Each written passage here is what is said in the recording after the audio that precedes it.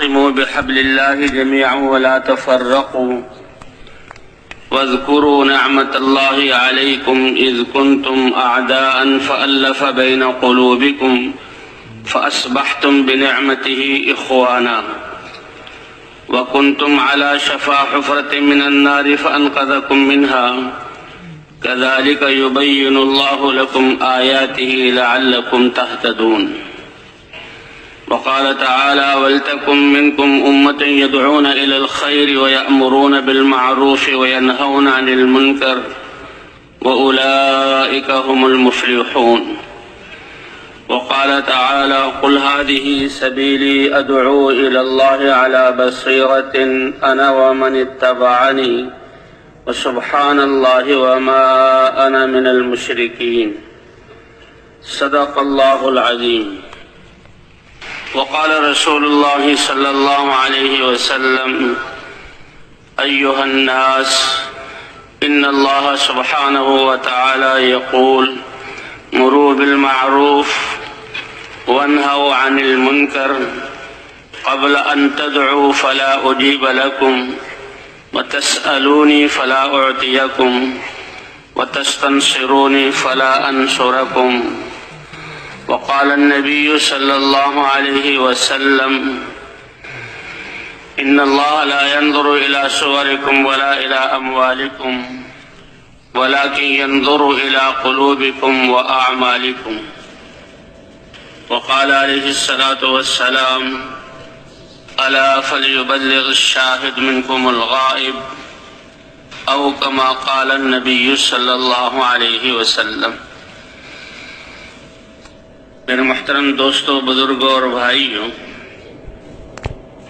اللہ تعالی قدیر ذات ہیں. جیسے اپنی قدرت سے سارے کائنات کو اپنے امر کن سے بنایا، ایسے ہی اللہ انسانوں کے دل اللہ کے قبضہ قدرت میں ہیں. ایک حدیث کے الفاظ ہیں کہ اللہ کی رحمان کی دو انگلیوں کے درمیان ہیں، جسے چاہیں پھیر دیں. اب دلوں میں ایمان آ جائے اور ہدایت مل جائے، اللہ تعالیٰ چاہیں تو ساری انسانیت کو ہدایت دے دیں. فرشتوں کو نور سے پیدا کیا، طاعت کا مادہ رکھا اور ان کو اپنی عبادت میں لگایا، اور ایسی عبادت میں کہ لا یعصون اللہ ما امرہم ویفعلون ما یؤمرون، کہ اللہ نے جو حکم دے دیا اس کی نافرمانی نہیں کرتے، اور جو اللہ نے حکم دیا ہے اس کو کرنے میں لگے ہوئے ہیں. حدیث پاک میں آتا ہے یہ ساتوں آسمان، انسان تو صرف اس زمین میں آباد ہیں، اور زمین کا بھی کتنا حصہ پہاڑ، صحرا اور میدان اور سمندر ابھی خالی ہیں، اور یہ چند ارب انسان ہیں، لیکن ساتوں آسمان فرشتوں سے بھرے ہوئے. حدیث پاک میں آتا ہے اتت السماء، یہ آسمان اپنے اوپر بوجھ کی وجہ سے ان سے ٹوٹنے کی آواز، ٹوٹنے کے قریب ہو گئے، یہ آواز نکلتی رہتی ہے، اور ان کا حق ہے کہ ان سے یہ آواز نکلے، کیونکہ فرشتوں کا اتنا بوجھ ہے کہ ساتوں آسمانوں میں سے کسی آسمان میں ایک بالش کے برابر یا 4 انگلیوں کے برابر ایسی جگہ خالی نہیں ہے جہاں اللہ کا فرشتہ اللہ کی عبادت میں نہ لگا ہوا. اور فرشتوں کی عبادت کیا ہے کہ جس کو قیام کا حکم دیا، جب سے پیدا کیا جب تک وہ رہے گا، موت واقع ہوگی وہ قیام میں ہوگا، اور جو رکوع میں ہے تو وہ رکوع میں رہے گا ہمیشہ. کوئی سجدے میں ہے، کوئی جلسے میں ہے، کوئی تشہد میں ہے، کوئی تسبیح میں ہے، کوئی تکبیر میں ہے، اور قیامت واقع ہوگی تو ان کی روحیں نکلیں گی. تو اللہ کی عبادت ہو رہی ہے، اللہ کی نافرمانی نہیں کرتے،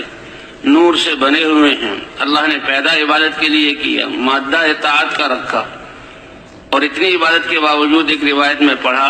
کہ جب میدان محشر قائم ہوگا اور یہ فرشتے اللہ کا دیدار کریں گے، بے ساختہ ان کی زبان سے نکلے گا: اے رب العالمین، جیسے آپ کو پہچاننے کا حق تھا ہم نہ پہچان سکے، اور جیسے آپ کی عبادت کرنے کا حق تھا ہم عبادت نہ کر سکے. تو ایک اللہ کی قدرت ہے اور ایک اللہ کی سنت ہے کہ انسانوں کو ہدایت دینا اللہ نے اس کو محنت کے ساتھ جوڑا ہے، اور انسان میں طاعت کا مادہ بھی رکھا اور خواہش کا مادہ بھی رکھا، کیونکہ اللہ نے اس کی محنت پر، اس کے دین پر اللہ نے جزا دینی ہے۔ مالک یوم الدین، اللہ جزا کے دن کے مالک ہیں۔ دین کا ایک معنی جزا کا ہے، یعنی دین ایک ایسا طریقہ زندگی اور ایسے اوامر کا مجموعہ ہے، ہر بول پر، ہر سننے پر، ہر عمل پر اللہ تعالیٰ اس کو بدلہ عطا فرمائیں گے، اور یہ ساری دنیا اپنے خزانوں سمیت ایمان والے کی ایک عمل بلکہ سبحان اللہ کا بدلہ نہیں بن سکتی۔ اس لیے اللہ نے اس دین کے اجر کو قیامت میں اور آخرت کے دن میں اس کو جو ہے مؤخر کیا ہے، اور اس دن ان کے اعمال کا بدلہ دیا جائے گا۔ اس لیے دنیا میں تو اللہ نے اللہ کی جو سنت ہے، حضرات انبیاء کرام کو انسانوں کی ہدایت کی محنت کے لیے بھیجا۔ انسان جیسے رات بیان میں کہ اللہ کو یہ بہت محبوب ہے، اور اللہ نے اس کے لیے ایک طریقہ زندگی دین بنایا اور دنیا میں نبیوں کے ذریعے بھیجا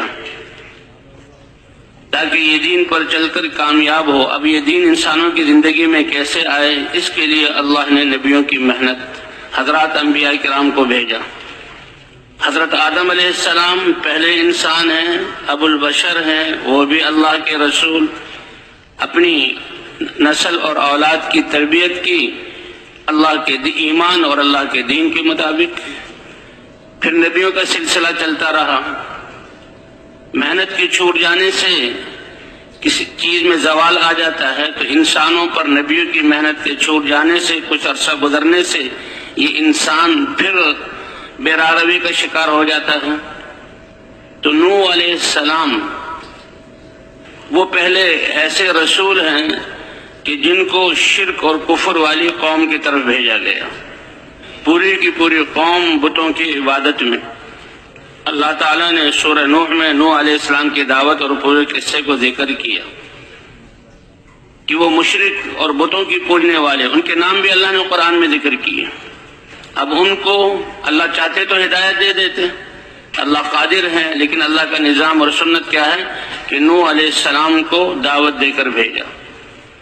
یہ دعوت اتنا طاقتور امر ہے کہ اللہ خود داعی ہیں، واللہ یدعو الی دار السلام۔ اللہ تعالیٰ اپنے بندوں کو، انسانوں کو سلامتی کے گھر جنت کی طرف بلاتے ہیں۔ وَسَارِعُوا إِلَى مَغْفِرَةٍ مِّن رَّبِّكُمْ وَجَنَّةٍ عَرْضُهَا السَّمَاوَاتُ وَالْأَرْضُ، کہ تم دوڑو اور جلدی کرو اپنے رب کی طرف سے کہ تمہارے گناہوں کو بخش دیں، اور ایسی جنت عطا فرمائیں کہ جس کی چوڑائی و آسمان اور زمین ان کو پھیلا دی جائے اس سے بھی زیادہ ہے، اور اس کی لمبائی کیا ہے وہ تو اللہ ہی جانتے ہیں۔ تو سب سے پہلے داعی تو اللہ ہے،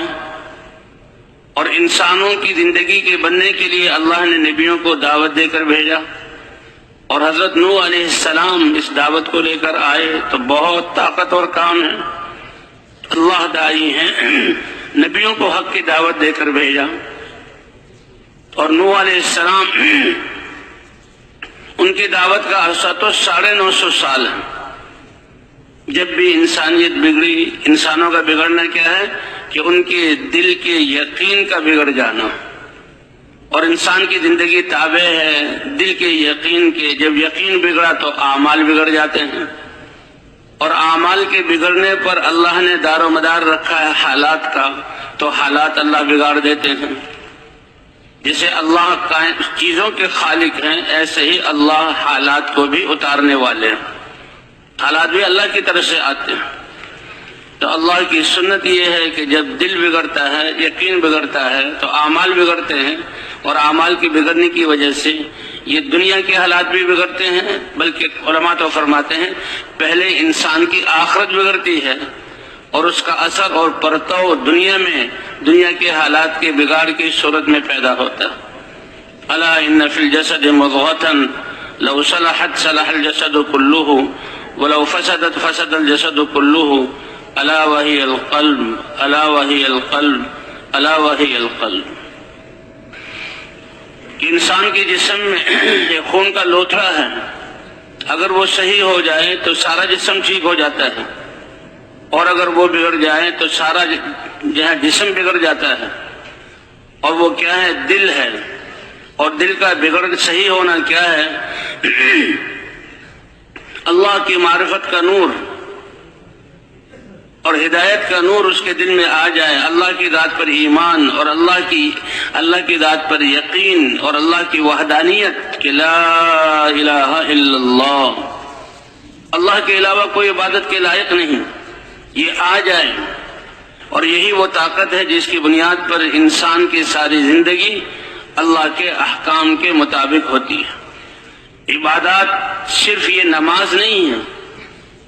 یہ تو اللہ کے حقوق میں سے سب سے بڑی عبادت ہے.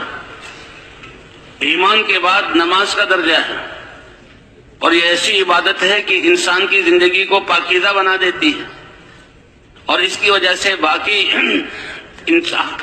زندگی میں اللہ کے احکام پر چلنا آسان ہو جاتا ہے. عبادت تو یہ ہے کہ کسی پل بھی انسان کا دل اللہ کی ذات سے غافل نہ ہو، اور اللہ کا دین ایسا انسان کی زندگی کے شعبوں کو محیط ہے کہ کسی وقت بھی یہ اللہ کے امر سے باہر نہیں ہے. جہاں پر بھی ہے، جو وقت بھی ہے، جس حال میں ہے، اللہ کے امر کو دیکھیں اور اس امر کو اللہ کے نبی کے طریقے پر پورا کر لیں. یہی کامیابی ہے. حالات تو انسان کی ترقی کے لیے آتے ہیں، اور یہ آنے جانے والی چیز ہے. ہر حال میں اللہ کے حکم کو ماننا، کہتے ہیں یہی کامیابی ہے کہ انسان اللہ کے حکم کو دیکھے اور اس حکم کو نبی کے طریقے پر پورا کر لے تو مطمئن ہو جائے کہ میں کامیاب ہو گیا، میں نے اللہ کا امر پورا کر دیا. اب جو میرا مقصود ہے، میری حاجت ہے، پوری ہو نہ ہو، لیکن اللہ کے امر کو پورا کر دینا یہی ہماری کامیابی ہے. حضرات انبیاء کرام کی محنت اسی چیز پر تھی کہ اللہ کے احکام کو نبی وقت کے نبی کے طریقے پر مان لو تو کامیاب ہو جاؤ گے. حضور صلی اللہ علیہ وسلم ایک مقام پر تھے، صحابہ میں سے کوئی صحابی حضور کی خدمت میں حاضر ہوئے، بہت کمزور تھے، اپنی سواری پر آ رہے تھے، سواری رکی تو جھٹکا لگا اور وہ گرے. گرتے ہی ان کی روح نکل گئی. صحابہ کرام ان کی طرف دوڑے کہ ان کو دیکھیں، انتقال ہو گیا ہے تو ان کے نہلانے کا، کفنانے کا اگلا انتظام کریں. تو صحابہ کرام ابھی ان کی طرف گئے تھے اور ان کی خدمت کر رہے تھے. حضور صلی اللہ علیہ وسلم نے فرمایا، اے میرے صحابہ، میرے اس صحابی کے پیٹ سے کپڑا ہٹاؤ اور دیکھو اس کا کیا حال ہے. اب صحابہ کرام نے دیکھا کہ پیٹ تو بالکل خشک ہے، کمر سے ملا ہوا، جسے کہتے ہیں محاورے میں کہ بھوک کی حالت میں. لیکن صحابہ حیران ہوئے کہ حضور صلی اللہ علیہ وسلم کو کیسے احساس ہو گیا. ہم نے کپڑا اٹھا کر دیکھا تو ہمیں پتہ لگا، اور اللہ کے رسول نے جو حکم دیا تو اللہ کے رسول کو پتہ لگ گیا ہے کہ میرا یہ صحابی بھوک کی حالت میں. یا رسول اللہ، آپ کو کیسے اندازہ ہوا کہ یہ بھوک کی حالت میں انتقال ہوا؟ کا روح کے نکلتے ہی میں نے دیکھا کہ جنت سے حوریں ان کے لیے کھانوں کے تش لے کر آئی ہیں اور ان کو کھانا کھلا رہی ہیں. میں سمجھ گیا کہ یہ بھوک کی حالت میں مرے ہیں، اللہ نے سب سے پہلے کھانے سے ان کا اکرام کیا. اے انسان، تم تو اللہ کے حکم کو پورا کر دو، یہی بنیاد ہے، یہی سب سے بڑی طاقت ہے یہ. اور ایمان کی بنیاد پر ایک شخص، حضور برائے ابن عامر نام ہے غالباً، حضور کی خدمت میں آیا اور کہنے لگا، نجد کی طرف کچھ لوگ ہیں، اگر آپ اپنے صحابہ کو میرے ساتھ بھیج دیں اور وہ جا کر وہاں ان کو دعوت دیں، وہ آپ کی دعوت کو قبول کر لیں. آپ صلی اللہ علیہ وسلم تو سارے انسانوں کی ہدایت کے حریص تھے. یہی حضرات انبیاء کرام کی شان ہوتی ہے. حضرت نبی اپنی قوم کے بارے میں فکر مند، اور جب سے وہ ذمہ داری ملتی ہے اس وقت سے لے کر موت تک وہ اپنی قوم کو اللہ کی طرف بلاتے ہیں. اللہ کے رسول صلی اللہ علیہ وسلم تو ساری انسانیت کی طرف بھیجے گئے، اور آتا ہے وَكَانَ حَرِيصًا عَلَىٰ ہدایت النَّاسِ اجمعین، سارے انسانوں کو ہدایت مل جائے، اس کی ایک اعلیٰ قسم کی طلب تھی جس کے بغیر چین نہ آئے۔ تو حضور نے خطرہ بھی محسوس کیا، بھئی نجد والے تو اسلام کی بڑی مخالفت کر رہے ہیں، کہیں میرے صحابہ کو تکلیف نہ دیں۔ اس نے کہا میں ذمہ داری لیتا ہوں، اطمینان دلاتا ہوں، وہ میری پناہ میں ہوں گے، میں ان کو لے جاؤں گا۔ تو حضور صلی اللہ علیہ وسلم نے اپنے صحابہ میں سے بہترین 70 صحابہ، حالانکہ خوف ہے، خطرہ ہے کچھ ہو نہ جائے، لیکن اس خطرے کو مول لیا اور 70 صحابہ بہترین صحابہ میں سے بھیج دیے کہ یہ ان کو جا کر دعوت دیں گے، اور ان کی دعوت کی وجہ سے وہ لوگ جو اسلام کی مخالفت کر رہے ہیں اسلام لے آئیں گے اور جہنم سے بچ کر جنت میں جانے والے بن جائیں گے۔ یہ ہے نبوت والا جذبہ، اور یہ ہے حضرت محمد صلی اللہ علیہ وسلم کی چاہت اور فکر۔ وہ جب لے کر گیا تو ایک قبیلے میں پہنچے تو وہاں پر دیکھا قبائل نے کہ مسلمان آئے ہیں۔ ایک شخص نے آواز لگائی کہ دیکھو یہ مسلمان ہیں اور تمہارے پاس آئے ہیں، اور ان کو گھیر لو اور موقع ہے کہ ان کو شہید کر دو۔ تو ایک قبیلے نے تو کہا نہیں، یہ ہمارے سردار کی یہاں پناہ میں ہے، ہم یہ نہیں کر سکتے اور ہم اس عہد کو نہیں توڑ سکتے۔ کافر ہوتے ہوئے بھی عہد کا پیمان، اس کا اہتمام ان کے دلوں میں تھا۔ اس نے دوسرے قبائل کو بلایا تو دوسرے قبائل آئے اور صحابہ کو گھیر لیا، اور جب صحابہ کو گھیرا تو پھر اب صحابہ نے کہا دیکھو انہوں نے بدعہدی کی ہے، انہوں نے بھی اپنی تلواریں نکالی اور سارے صحابہ شہید ہو گئے۔ ان میں ایک حرام ابن ملحان، انہوں نے کہا بھئی اللہ کے رسول نے خط دیا ہے اور عہد کیا ہے۔ ایک جبار نامی شخص تھا، اس نے پیچھے سے ان کو زور سے نیزہ مارا، اور اتنی زور سے مارا کہ نیزہ کمر سے داخل ہو کر پیٹ کی طرف سے نکل گیا۔ اور ایک روایت میں آتا ہے جب نیزہ نکلا اور یہ شہید ہونے لگے تو خون نکلا، تو انہوں نے خون کو اپنے ہاتھوں میں لیا اور اپنے چہرے پر ملا اور آسمان کی طرف، اللہ کی طرف دکھایا، اے اللہ تیرے راستے میں جان دے رہا ہوں، اور کیا کہا فزت ورب الکعبہ، رب کعبہ کی قسم میں تو کامیاب ہو گیا۔ یہ جان اللہ کی دی ہوئی تھی اور اللہ کے دین کو زندہ کرنے کے لیے اللہ کے رسول کے بھیجنے پر دعوت کے لیے آئے ہیں، اور اسی راستے میں جان چلی گئی تو یہ ہے کامیابی۔ اور جبار نامی شخص جس نے یہ نیزہ مارا تھا وہ بڑا حیران ہوا کہ یہ کیسی کامیابی ہے، یہ تو دشمنوں کے گھیرے میں آئے ہوئے مجبور اور مقہور ہو گئے اور بے بسی کی حالت میں ان کو قتل کیا گیا۔ تو لوگوں سے پوچھا یہ کیسی کامیابی ہے؟ فرمایا یہ ان کو شہادت ملی ہے، اور شہادت انسان کی موت کے حالات میں سب سے بہترین حالت ہے کہ اللہ کے لیے دین کے لیے جان دے اور اللہ اس کو جنت عطا فرماتے ہیں۔ یہ قاتل جو یہ ساری باتیں سن رہا تھا، اللہ نے اس کو ہدایت دی اور یہ اسلام میں داخل ہو گئے۔ اللہ کے رسول صلی اللہ علیہ وسلم کو 70 صحابہ کے شہید ہونے کی خبر لگی تو آپ بڑے غمگین ہوئے، اور آپ نے ان قبائل کے خلاف قنوت نازلہ پڑھی۔ تو بہرحال بھئی کامیابی یہ کہ اللہ کے حکم کو نبی کے طریقے پر پورا کرنا، یہ انسان کی کامیابی کی بنیاد ہے۔ حضرات انبیاء کرام اسی لیے جب بھی کوئی قوم دین سے جو ہے بے راہ روی اختیار کرتی تھی اور کفر تک پہنچتی تھی، اللہ حضرات انبیاء کرام کو یہ محنت دے کر بھیجتے تھے، اور اس محنت کی ابتدا لا الہ الا اللہ کی دعوت سے، یعنی یقینوں کے درست کرنے سے یہ محنت شروع ہوتی تھی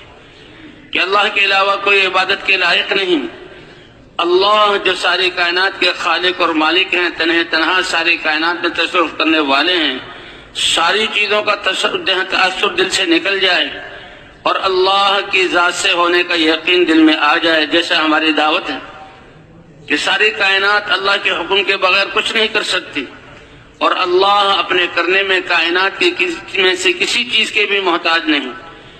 جو چاہیں اللہ کو قدرت ہے، اللہ اپنے امر سے کر سکتے ہیں۔ تو یہ یقین سب سے زیادہ نبیوں کی محنت اس پر ہوتی تھی۔ حضرت نوح علیہ السلام نے 950 سال دن رات اسی کی دعوت دی،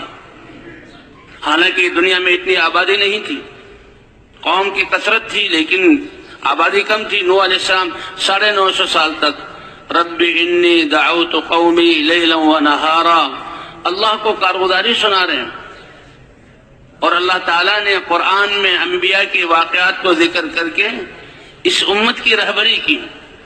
کیونکہ ختم نبوت کی وجہ سے اللہ نے اس امت کو اس محنت کے لیے چنا جس کے لیے حضرات انبیاء کرام کو بھیجا جاتا تھا۔ ختم نبوت کی وجہ سے یہ محنت اس کے ذمہ ہوئی، تو اللہ نبیوں کے قصے ذکر کر رہے ہیں، کیونکہ کفار کے مقابلے میں اور کثرت کے مقابلے میں اور دعوت کا سب سے بڑا زمانہ حضرت نوح علیہ السلام کا ہے نبیوں میں، تو اللہ نے سورہ نوح اتاری اور اس میں نوح علیہ السلام کی دعوت اور دعوت میں پیش آنے والے حالات، جی ہاں، اور پھر ان حالات میں انبیاء کیا کرتے تھے اللہ نے وہ سارے قصے ذکر کیے، کیونکہ اس امت کو بھی دعوت کے لیے چنا گیا ہے ختم نبوت کی وجہ سے، اور یہ امت دعوت دے گی تو دعوت کا انداز کیا ہو اور پیش آنے والے حالات میں انہوں نے کیسا کیا کرنا ہے، تو حضرات انبیاء کرام کی قصے، اے میرے رب میں نے اپنی قوم کو دن کو بھی دعوت دی رات کو بھی دعوت دی، فلم یزدہم دعائی الا فرارا، لیکن آگے سے حالات ایسے ہیں اور معاملہ ایسا کیا جا رہا ہے کہ میں ان کو دعوت دینے کے لیے ان میں آتا ہوں اور ان کو اللہ کی طرف بلانا شروع کرتا ہوں تو میری دعوت سے یہ بدکتے ہیں، میرے ان بولوں سے یہ جو ہے نفرت کرتے ہیں اور بدک جاتے ہیں اور یہ بھاگ پڑتے ہیں، اور 950 سال تک فلم یزدہم دعائی الا فرارا۔ اسی لیے کہتے ہیں ہمارے حضرات کہ بھئی ہمارا کام تو محنت کرنا ہے، اللہ کے امر کو جو ہے پورا کرنا ہے، باقی نتیجہ اللہ کے قبضہ قدرت میں ہے۔ اللہ تو محنت کا پورا پورا اجر عطا فرمائیں گے، ہم نتیجے کے مکلف نہیں ہیں، نہ نتیجے کو دیکھنا ہے، ہمارا تو یہ یقین ہو کہ اللہ کو امر کو پورا کر دیا بس ہم کامیاب ہو گئے۔ جیسے وہ پیچھے 2 قصے سنائے، تو نوح علیہ السلام 950 سال تک دعوت دے رہے ہیں، کیونکہ اگر نتائج کو ہم نے دیکھا اور ہم یہ سمجھے کہ نتیجہ ظاہر ہوگا تو اس سے ہمیں ہماری کامیابی ناکامی کا پتہ لگے گا، یہ ٹھیک نہیں ہے، بلکہ ہم تو یہ دیکھیں اللہ کا امر پورا ہوا، لیکن اللہ کا امر اتنا بڑا تو اس میں اپنی کوتاہی کا اعتراف کرتے ہوئے کمیوں پر استغفار اور اس امر پر جمے رہنا، یہ ہماری صفت ہے۔ تو اگر نتائج جو ہیں اچھے نتائج ظاہر ہوئے، ہدایت دینے والے تو اللہ ہیں۔ اللہ اپنے نبی صلی اللہ علیہ وسلم کو فرما رہے ہیں انک لا تہدی من احببت ولکن اللہ یہدی من یشاء، آپ جس کو چاہیں ہدایت دینا چاہیں، آپ ہدایت نہیں دے سکتے، آپ کا کام تو راہ بتلانا ہے اور اللہ کی طرف بلانا ہے۔ اللہ جس کو چاہیں ہدایت دیں، ہدایت اللہ دینے والے ہیں۔ اس لیے اگر نتائج اچھے ہوئے تو انسان میں عجب آ جا سکتا ہے اور کبر آ سکتا ہے، اور یہ بہت بڑی خطرے کی بات ہے۔ جی ہاں، کہ میں تو اتنا پرانا ہوں اور میرے تو جو ہے محنت سے یہ ہوا اور یہ ہوا، نہیں، سب کچھ کر کے بھی یہ اللہ جیسے کرنے کا حق تھا وہ نہ کر سکے، اور اپنی کمزوری کا اعتراف اور اللہ سے معافی مانگنا، اور اگر نتیجہ ظاہر نہ ہوا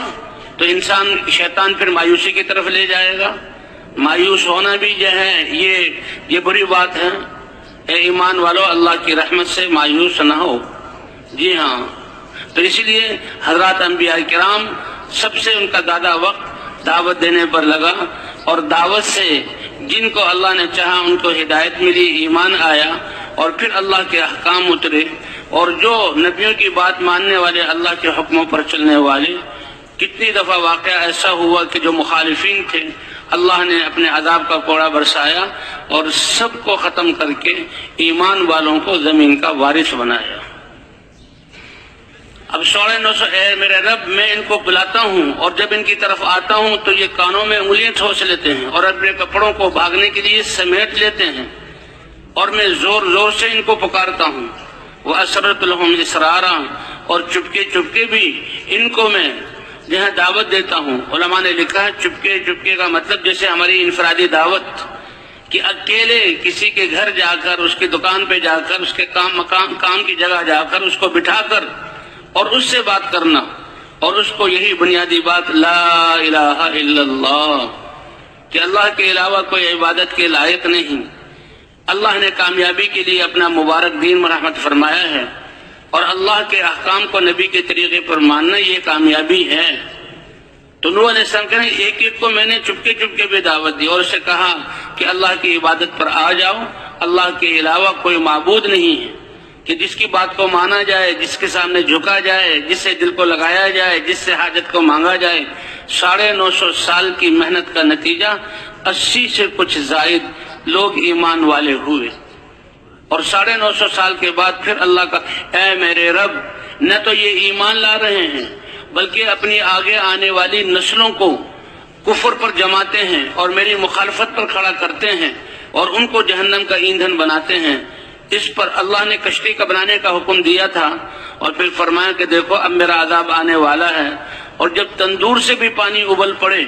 تو تم کشتی میں ایمان والوں کو سوار کر لو۔ پہلے لوگ مذاق اڑاتے تھے، ہنسی کرتے تھے کہ اے نوح، تم صحرا میں اور خشکی پر یہ کشتی بنا رہے ہو، یہ کیا چیز ہے؟ لیکن یہ تو اللہ کا امر تھا۔ نوح علیہ السلام تو اس لیے کہتے ہیں کہ ایمان اس کا تقاضا یہ ہے ہم تو اللہ کے امر کو پورا کریں، چاہے ہماری سمجھ میں آئے یا نہ سمجھ میں نہ آئے۔ ہماری عقلیں اور ہمارے علم کے جہاں وہ ذرائع بہت محدود ہیں،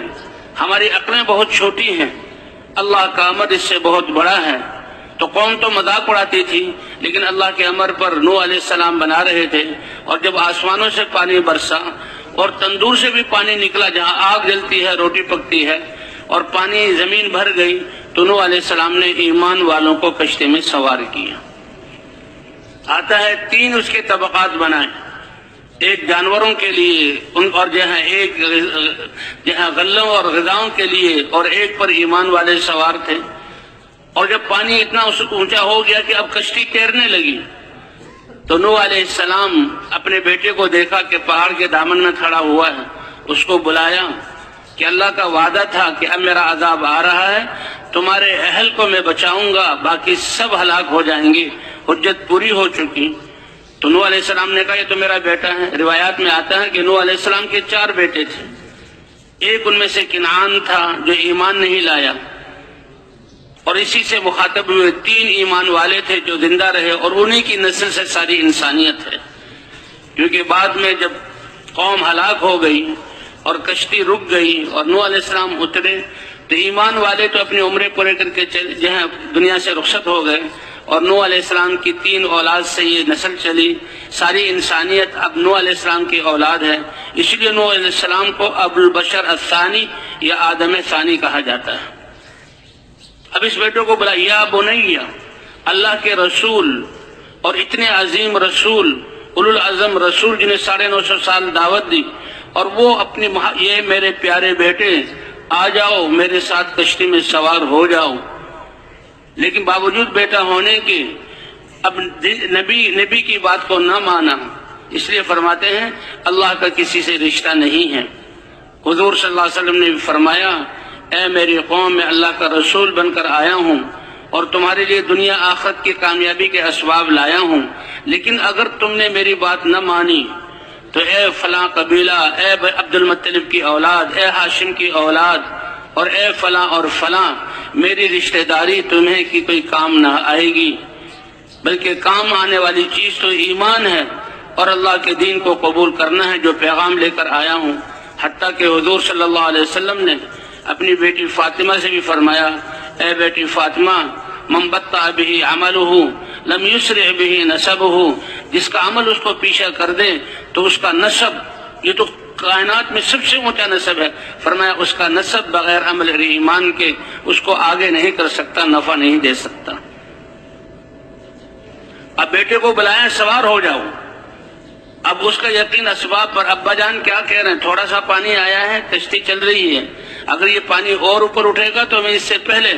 سآوی الی جبل یعصمنی من الماء، اس پہاڑ کی پناہ لے لوں گا، اوپر چڑھ جاؤں گا اور یہ پہاڑ مجھے اس پانی سے بچا لے گا، مجھ تک پہنچ نہیں سکے گا، میں میدان میں نہیں ہوں، یہ پہاڑ مجھے بچانے والا ہے۔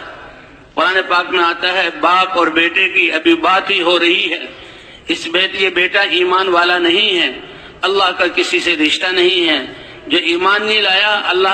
اللہ کے ساتھ اس کا کوئی تعلق نہیں، اسی وقت باپ بیٹے کے درمیان ایک موج اٹھی اور وہ موج تنکے کی طرح باپ کے سامنے اس بیٹے کو بہا کر لے گئی، اور وہ بیٹا جو ہے ایک لاش بن گیا۔ نوح علیہ السلام کو بہت افسوس ہوا، اے رب العالمین، آپ نے تو وعدہ کیا تھا کہ تمہارے گھر والوں کا، اہل کہتے ہیں گھر والے جس میں بیوی بچے سب آتے ہیں، ان کو میں بچاؤں گا، یہ تو میرا بیٹا میرے سامنے ہلاک ہو گیا۔ اللہ نے ناراضگی کا اظہار فرمایا کہ جب اس نے تمہاری بات نہیں مانی تو وہ تمہارے اہل میں سے نہیں ہے، تمہارا اہل وہ ہے جس نے تمہاری بات کو مانا۔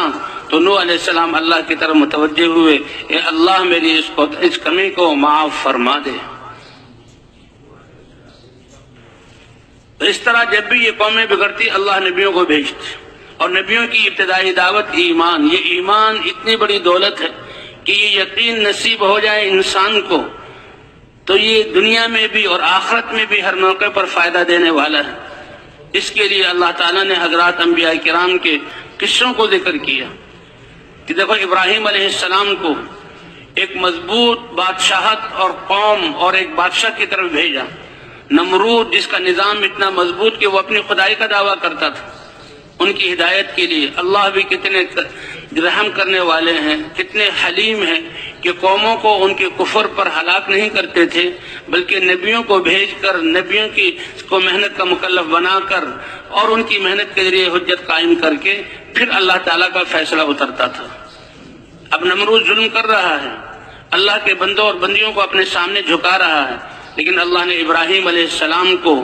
نبی اور رسول بنا کر بھیجا اور ان کو اپنی دوستی خلت والا مرتبہ عطا فرمایا، خلیل اللہ،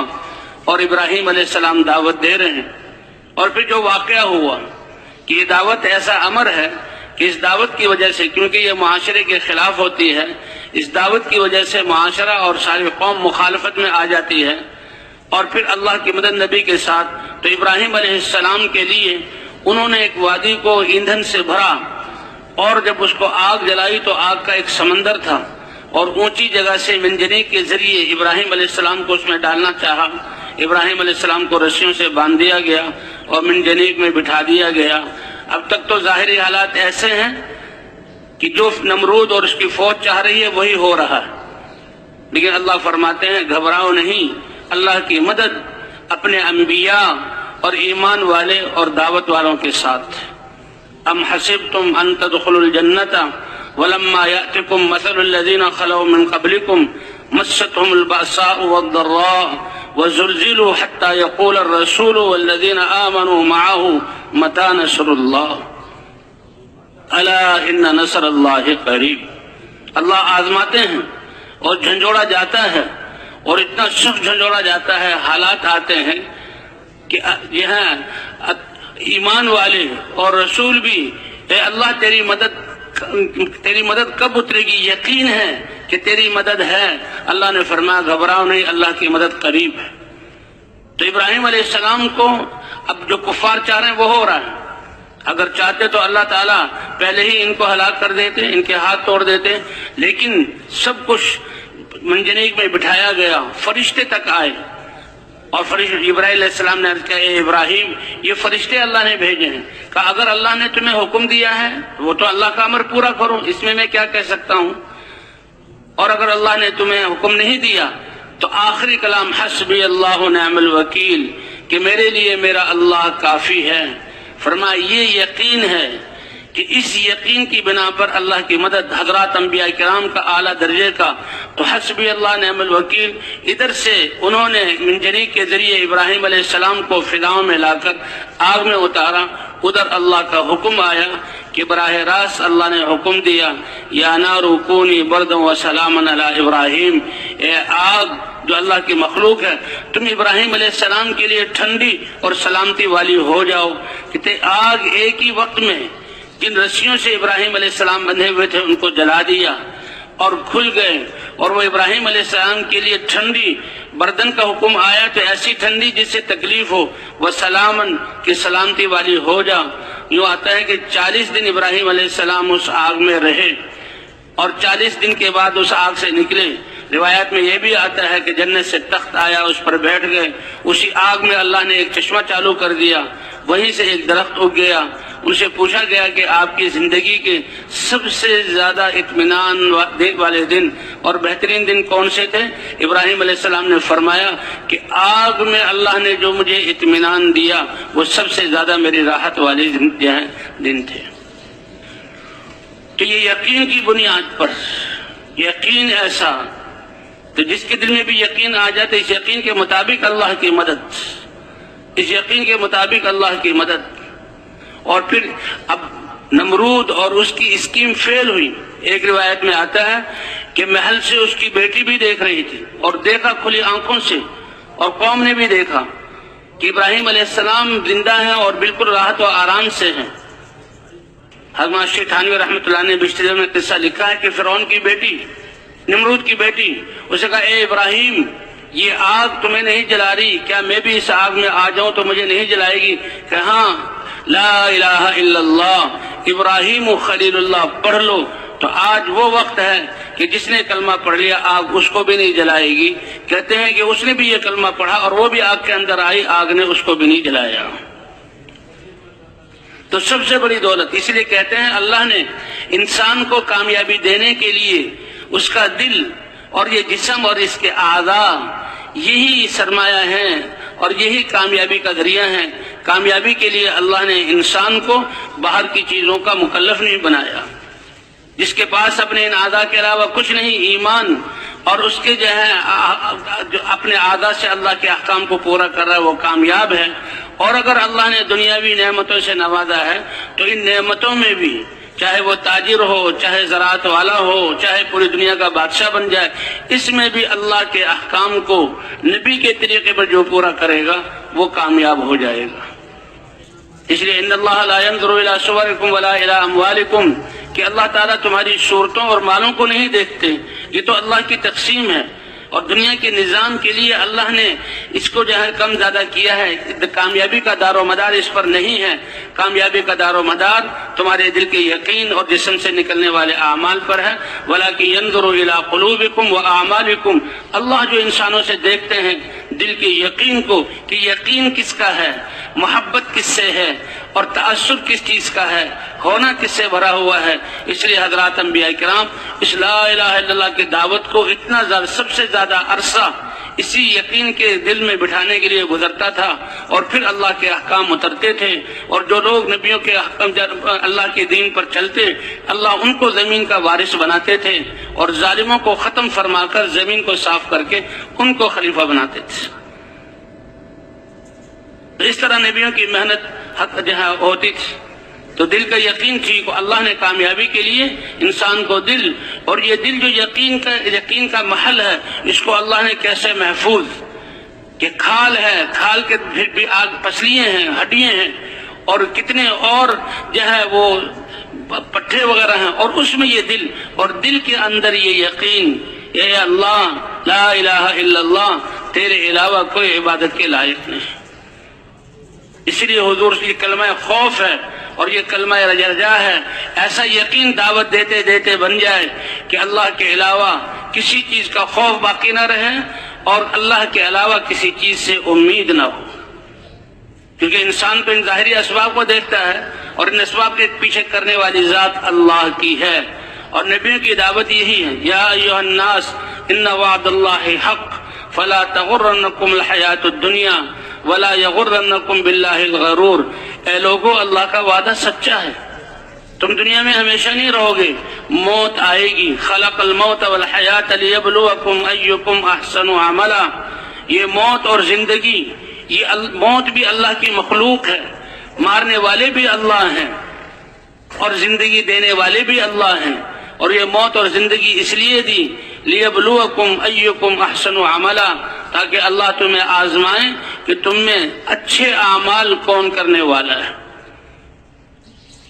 تو اس لیے یہ کلمہ ایمان کلمہ خوف ہے، کلمہ رجا ہے۔ ساری چیزوں کا خوف نکل کر اللہ کا خوف دل میں بیٹھ جائے، اور ساری چیزوں کا تأثر اور ان سے امید نکل کر اللہ کی ذات پر امید آ جائے۔ واقعہ حضرت عبداللہ ابن عمر رضی اللہ تعالیٰ عنہ کسی سفر سے واپس آ رہے تھے، کسی بستی میں پہنچے، ایک چوراہا پر لوگوں کا رش تھا، تو پوچھا کیا ہوا؟ کہ شیر جنگل سے آیا ہے، بیچ میں بیٹھا ہوا، لوگ ڈر رہے ہیں۔ اب یہ تو اللہ کے رسول کے صحابی اور صحابہ میں سے علم والے حضرت عمر رضی اللہ تعالی عنہ کے جو ہیں یہ بیٹے، اللہ نے بڑی سمجھ ان کو دی تھی، تو یہ اترے اور لوگوں کو چیرتے ہوئے شیر کے سامنے کھڑے ہو گئے اور اس سے کہا کہ اگر اللہ نے تمہیں ان انسانوں میں سے کسی کو پھاڑنے کا حکم دیا ہے تو اس کو پورا کرو، اور اگر تم اپنی مرضی سے آئے ہو تو لوگوں کو تنگ نہ کرو۔ یوں آتا ہے کان بھی ایٹھا اور اس کو زور سے تھپڑ رسید کیا، وہ تو دم دبا کر بھاگا، اور پھر فرمایا کہ اللہ کے رسول صلی اللہ علیہ وسلم نے سچ کہا، انما سلط علی ابن آدم ما خافہ ابن آدم وَإِن لَمْ يَخَفْ إِلَّا اللَّهُ لَمْ يُسَلِّطْ عَلَيْهِ غَيْرَهُ، کہ جن چیزوں کا خوف انسان کے دلوں میں ہوگا، چاہے وہ حکومت کا ہو، چاہے فوجوں کا ہو، چاہے ہتھیاروں کا ہو، یا اپنے اسباب اور اموال کا ہو، یا دشمنوں کا ہو، کہ جس چیز کا بھی خوف ہوگا اللہ کی طرف سے اس کو ان چیزوں کو اس پر مسلط کیا جائے گا۔ جس سے آج ساری دنیا وباؤں اور بیماریوں اور مخلوق سے متاثر ہو کر اس کے خوف میں مبتلا ہے۔ فرمایا جن چیزوں کا خوف دل میں ہوگا اللہ کی طرف سے، کہ یہ ایمان والے کلمہ تو پڑھتے ہیں لا الہ الا اللہ، اور کرنے والی ذات تو اللہ کی ہے، اور ان لوگوں کے دلوں میں خوف چیزوں کا اللہ ان چیزوں کو مسلط کر دیتے ہیں، اور اسی خوف میں پھر زندگی گزر جاتی ہے۔ اگر انسان محنت کر کے دل کے یقین کو بنا لے اور اللہ کے علاوہ کوئی خوف باقی نہ رہے، اللہ فرماتے ہیں میں غیر کو انسان پر مسلط ہونے ہی نہیں دوں گا، اپنی قدرت سے اس کے سارے کام بناؤں گا۔ وَإِنَّمَا وُكِلَ ابْنُ آدم لِمَنْ رَجَاهُ ابن آدم، کہ ابن آدم اپنے دل میں مخلوقات سے، اسباب سے، وسائل اور اموال سے اگر امید باندھے گا تو اس کو ان چیزوں کے حوالے کر دیا جائے گا، اور اگر یہ اپنا یقین بنا کر اللہ کی ذات پر امید لے آئے اور اللہ کی ذات ہی سے امید رکھے، اللہ کسی کے حوالے نہیں کریں گے، اللہ اپنی قدرت سے ان کے کام بنائیں گے۔ وَمَن يَتَّقِ اللَّهَ يَجْعَل لَّهُ مَخْرَجًا وَيَرْزُقْهُ مِنْ حَيْثُ لَا يَحْتَسِبُ، کہ جو اللہ سے ڈر کر اللہ کے احکام کو پورا کرے گا اور اپنی زندگی کو گناہوں سے پاکیزہ بنائے گا، چاہے ساری کائنات کے مخلوقات جمع ہو کر اس کے لیے سارے راستے بند کر دے، اللہ اس سے راہ نکال کر دکھائیں گے، اور اللہ اس کی روزی عطا فرمائیں گے، ساری کائنات اس پر بندشیں لگا دے۔ اللہ کا وعدہ ہے کہ میں تقوی والوں کو میں ان کی تنگیوں سے راہ بھی نکالوں گا اور ان کو رزق بھی عطا فرماؤں گا۔ وَلَوْ أَنَّ أَهْلَ الْقُرَىٰ آمَنُوا وَاتَّقَوْا لَفَتَحْنَا عَلَيْهِمْ بَرَكَاتٍ مِّنَ السَّمَاءِ وَالْأَرْضِ، اگر بستیوں والے ایمان اور اعمال والے ہو جائیں تو آسمان اور زمینوں کی برکتوں کے دروازے ان کے لیے کھول دے۔ یہ اللہ کا وعدہ ہے، اور اللہ نے پچھلی قوموں کے ساتھ یہ کر کے دکھایا۔ حضرت ابراہیم علیہ السلام حکم ہوا، یہاں تو آگ میں ڈالا گیا، اور حسبی اللہ و نعم الوکیل پر اللہ نے نمرود اور اس کی پوری قوم کو نیست و نابود کیا، ان کی تدبیروں کو فیل کیا، اور ابراہیم علیہ السلام کامیاب ہو کر نکلے۔ تو ابراہیم علیہ السلام پر دوسری آزمائش کہ بیوی جوان ہاجر علیہ السلام اور 90 سال کی عمر میں ایک بیٹا اسماعیل علیہ السلام اتنا زبردست کہ ان کی پشت سے سارے نبیوں کے سردار حضرت محمد صلی اللہ علیہ وسلم تشریف لائیں گے، وہ گود میں ہیں اور 90 سال کی عمر میں ملا۔ اللہ نے فرمایا اے ابراہیم اپنی بیوی اور اس بچے کو میرے حکم پر لو اور چلو، جہاں میرا حکم آئے وہاں چھوڑ دینا۔ ابراہیم علیہ السلام لے کر چلے ہیں۔ شام کا علاقہ سرسبز اور شاداب، باغات اور پھلوں والا، قرآن پاک میں اس کو بلاد مبارکہ کہا گیا۔ سبحان الذی اسری بعبدہ لیلا من المسجد الحرام الی المسجد الاقصی الذی بارکنا حولہ، کہ چاروں طرف برکات، تو وہاں سے لے کر نکلے، آبادیاں، باغات، لہلہاتے کھیت، چشمے اور نہریں اور ٹھنڈی ہوائیں ختم ہوئیں تو آگے دشت اور میدان ہی میدان اور اڑتا ہوا غبار اور ریت ہی ریت، ریگستان، پھر سنگلاخ پہاڑوں کا سلسلہ شروع ہوا اور گرم علاقہ، اور پھر سب سے زیادہ ہیبت ناک پہاڑ اور سخت گرمی، ایسی کہ میلوں تک آبادی کا کوئی نشان نہیں۔ ایک ٹیلے پر آ کر ابراہیم علیہ السلام نے حاجر علیہ السلام کو اتارا اور بچے کو حوالے کیا، اور مشکیزے میں جو پانی رہ گیا تھا وہ دے دیا، اور تھیلے میں جو کھجوریں رہ گئی تھی وہ دے دی۔ اللہ کا حکم تھا بس یہاں تک لانا تھا، یہاں چھوڑو اور واپس اپنے شام میں چلے جاؤ۔ اب اللہ کے امر پر یہ واقعات انبیاء کے اسی لیے کہ دیکھو کامیابی اللہ کے امر میں ہے، ظاہری طور پر ہلاکت نظر آئے، آنکھیں یہ دیکھیں اور سارے لوگ یہ کہیں کہ زندگی کے اسباب کوئی نہیں اور ہلاکت، لیکن اللہ کا امر ہے، اللہ ان ہلاکتوں میں سے اللہ زندگی کو لا کر دکھلائیں گے۔ اب جب وہاں سے مڑنے لگے تو عورت نے پوچھا، اے ابراہیم کہاں چھوڑ کر جا رہے ہو، کیوں چھوڑ کر جا رہے ہو، کس کے حوالے کر کے جا رہے ہو؟ بار بار تکرار پر جب جواب نہ ملا تو پوچھا کہ یہ اللہ کے رسول ہیں اور ان کا ہر قدم اللہ کے امر کی بنیاد پر چلتا ہے، تو کہا اللہ امرک بہذا، کیا اللہ نے آپ کو حکم دیا ہے کہ آپ ہمیں یہاں چھوڑیں؟ تو ابراہیم علیہ السلام نے سر سے اشارہ بھی کیا اور زبان سے کہا بھی، نعم، ہاں اے ہاجر، تمہیں اور اس بچے کو میں اللہ کے امر پر چھوڑ کر جا رہا ہوں۔ کتنا بڑا یہ امر ہے، اور کہاں سے لائے، جوان بیوی ہے اور یہاں چھوڑ کر جا رہے ہیں لیکن اللہ کے بھروسے پر۔ تو اس عورت نے جب یہ سنا کہ اللہ کے حکم پر اللہ اکبر اس کی زبان سے کیسا ایمان والا کلمہ نکلا، اذن لا یضیعن اللہ، آپ جائیں پھر تو اللہ ہمیں ضائع نہیں کرے گا۔ بندہ میرے، یہ انسان کا گمان اللہ کی ذات کے ساتھ اور اللہ کی ذات پر یقین، یہ اتنا بڑا سرمایہ، اتنی بڑی دولت ہے کہ اس کے لیے اپنی اللہ قدرت کو ظاہر کرتے ہیں۔ جب اس عورت نے یہ کہا کہ اللہ ہمیں ضائع نہیں کرے گا، اسی یقین کی بنیاد پر اللہ نے اس جو ہے بیوی اور اس بچے کو کیسے پال کر دکھلایا اور ان کے ذریعے سے کیسے یہاں شہر آباد ہوا اور ان کی قربانی پر کیسے اللہ نے آب زمزم انسانیت کو دیا اور ان کی قربانی سے کیسے اللہ نے وہ بیت اللہ یہیں پر تھا، آدم علیہ السلام کے سامنے، ایک روایت میں آدم علیہ السلام نے بنایا، نوح علیہ السلام کے زمانے میں طوفان سے وہ گر گیا اور زمین برابر ہو گئی تھی، اس کے ذریعے بیت اللہ کو ان باپ اور بیٹوں کے ذریعے اس جو ہے قربانی کے بعد بنوایا اور پھر کیسے یہ شہر آباد ہوا اور اسی کی بنیاد پر یہ ایک امت بنی اور اس امت میں حضرت محمد صلی اللہ علیہ وسلم اس شہر میں پیدا ہوئے۔ حضور صلی اللہ علیہ وسلم فرماتے ہیں کہ میں تو اپنے دادا ابراہیم علیہ السلام کی دعا ہوں اور یہ امت ابراہیم علیہ السلام کی دعا ہے، اے اللہ ایسی امت بنا تو تیرے تیرے اوامر پر جان دینے والی ہو اور ان میں ایک رسول بھیج جو ان کو اللہ تیری طرف بلائے اور ان کے نفوس کو پاکیزہ بنائے۔ تو حاجر علیہ السلام کا یہ کہنا، آپ جائیے اللہ ہمیں ضائع نہیں کریں گے، تو یہ یقین بنیاد ہے۔ سب سے آخر میں سارے نبیوں کے سردار حضرت محمد صلی اللہ علیہ وسلم اسی کلمے کی دعوت کو لے کر آئے۔ حدیث میں حضور صلی اللہ علیہ وسلم نے فرمایا کہ میرے اور عیسیٰ علیہ السلام کے درمیان جو فاصلہ ہے، فترت، دو چیزوں کے درمیان جو زمانہ ہوتا ہے اس کو فترت کہتے ہیں، کہ انبیاء کے درمیان سب سے زیادہ فاصلہ عیسیٰ علیہ السلام اور حضور صلی اللہ علیہ وسلم کے درمیان ہے، ورنہ پہلے تو پیدر پہ نبی آتے رہے۔ وَإِن مِّنْ أُمَّةٍ إِلَّا خَلَا فِيهَا نَذِيرٌ، ہر قوم اور قبیلے میں اللہ فرماتے ہیں اس میں ایک نذیر، اللہ سے ڈرانے والا، اللہ کا رسول اور نبی آیا۔ وَلِكُلِّ قَوْمٍ ہاد، ہر قوم کے لیے اللہ نے رہبری کرنے والے، ہدایت کی طرف بلانے والے، اللہ کی طرف بلانے والے بھیجے، اور پیدر پہ انبیاء آتے رہے۔ فرمایا عیسیٰ علیہ السلام اور حضور صلی اللہ علیہ وسلم کے درمیان 600 سال کا ذکر ہے، لیکن حساب یہ 625 سال، جو پون سال ہے آخر اس کو بھی پورا شمار کیا گیا، 625 سال کے حضرت محمد صلی اللہ علیہ وسلم تشریف لائے اور آپ صلی اللہ علیہ وسلم کو ساری انسانیت کے لیے رسول اور نبی بنا کر بھیجا گیا۔ آپ کو ایسی محنت دی گئی اور ایسا دین دیا گیا جو ساری انسانیت کے لیے، قُلْ يَا أَيُّهَا النَّاسِ إِنِّي رَسُولُ اللَّهِ إِلَيْكُمْ جَمِيعًا، آپ کہہ دیجئے، اعلان کر دیجئے کہ دنیا بھر کے انسانوں، میں تم سب کے لیے اللہ کا رسول بنا کر بھیجا گیا ہوں۔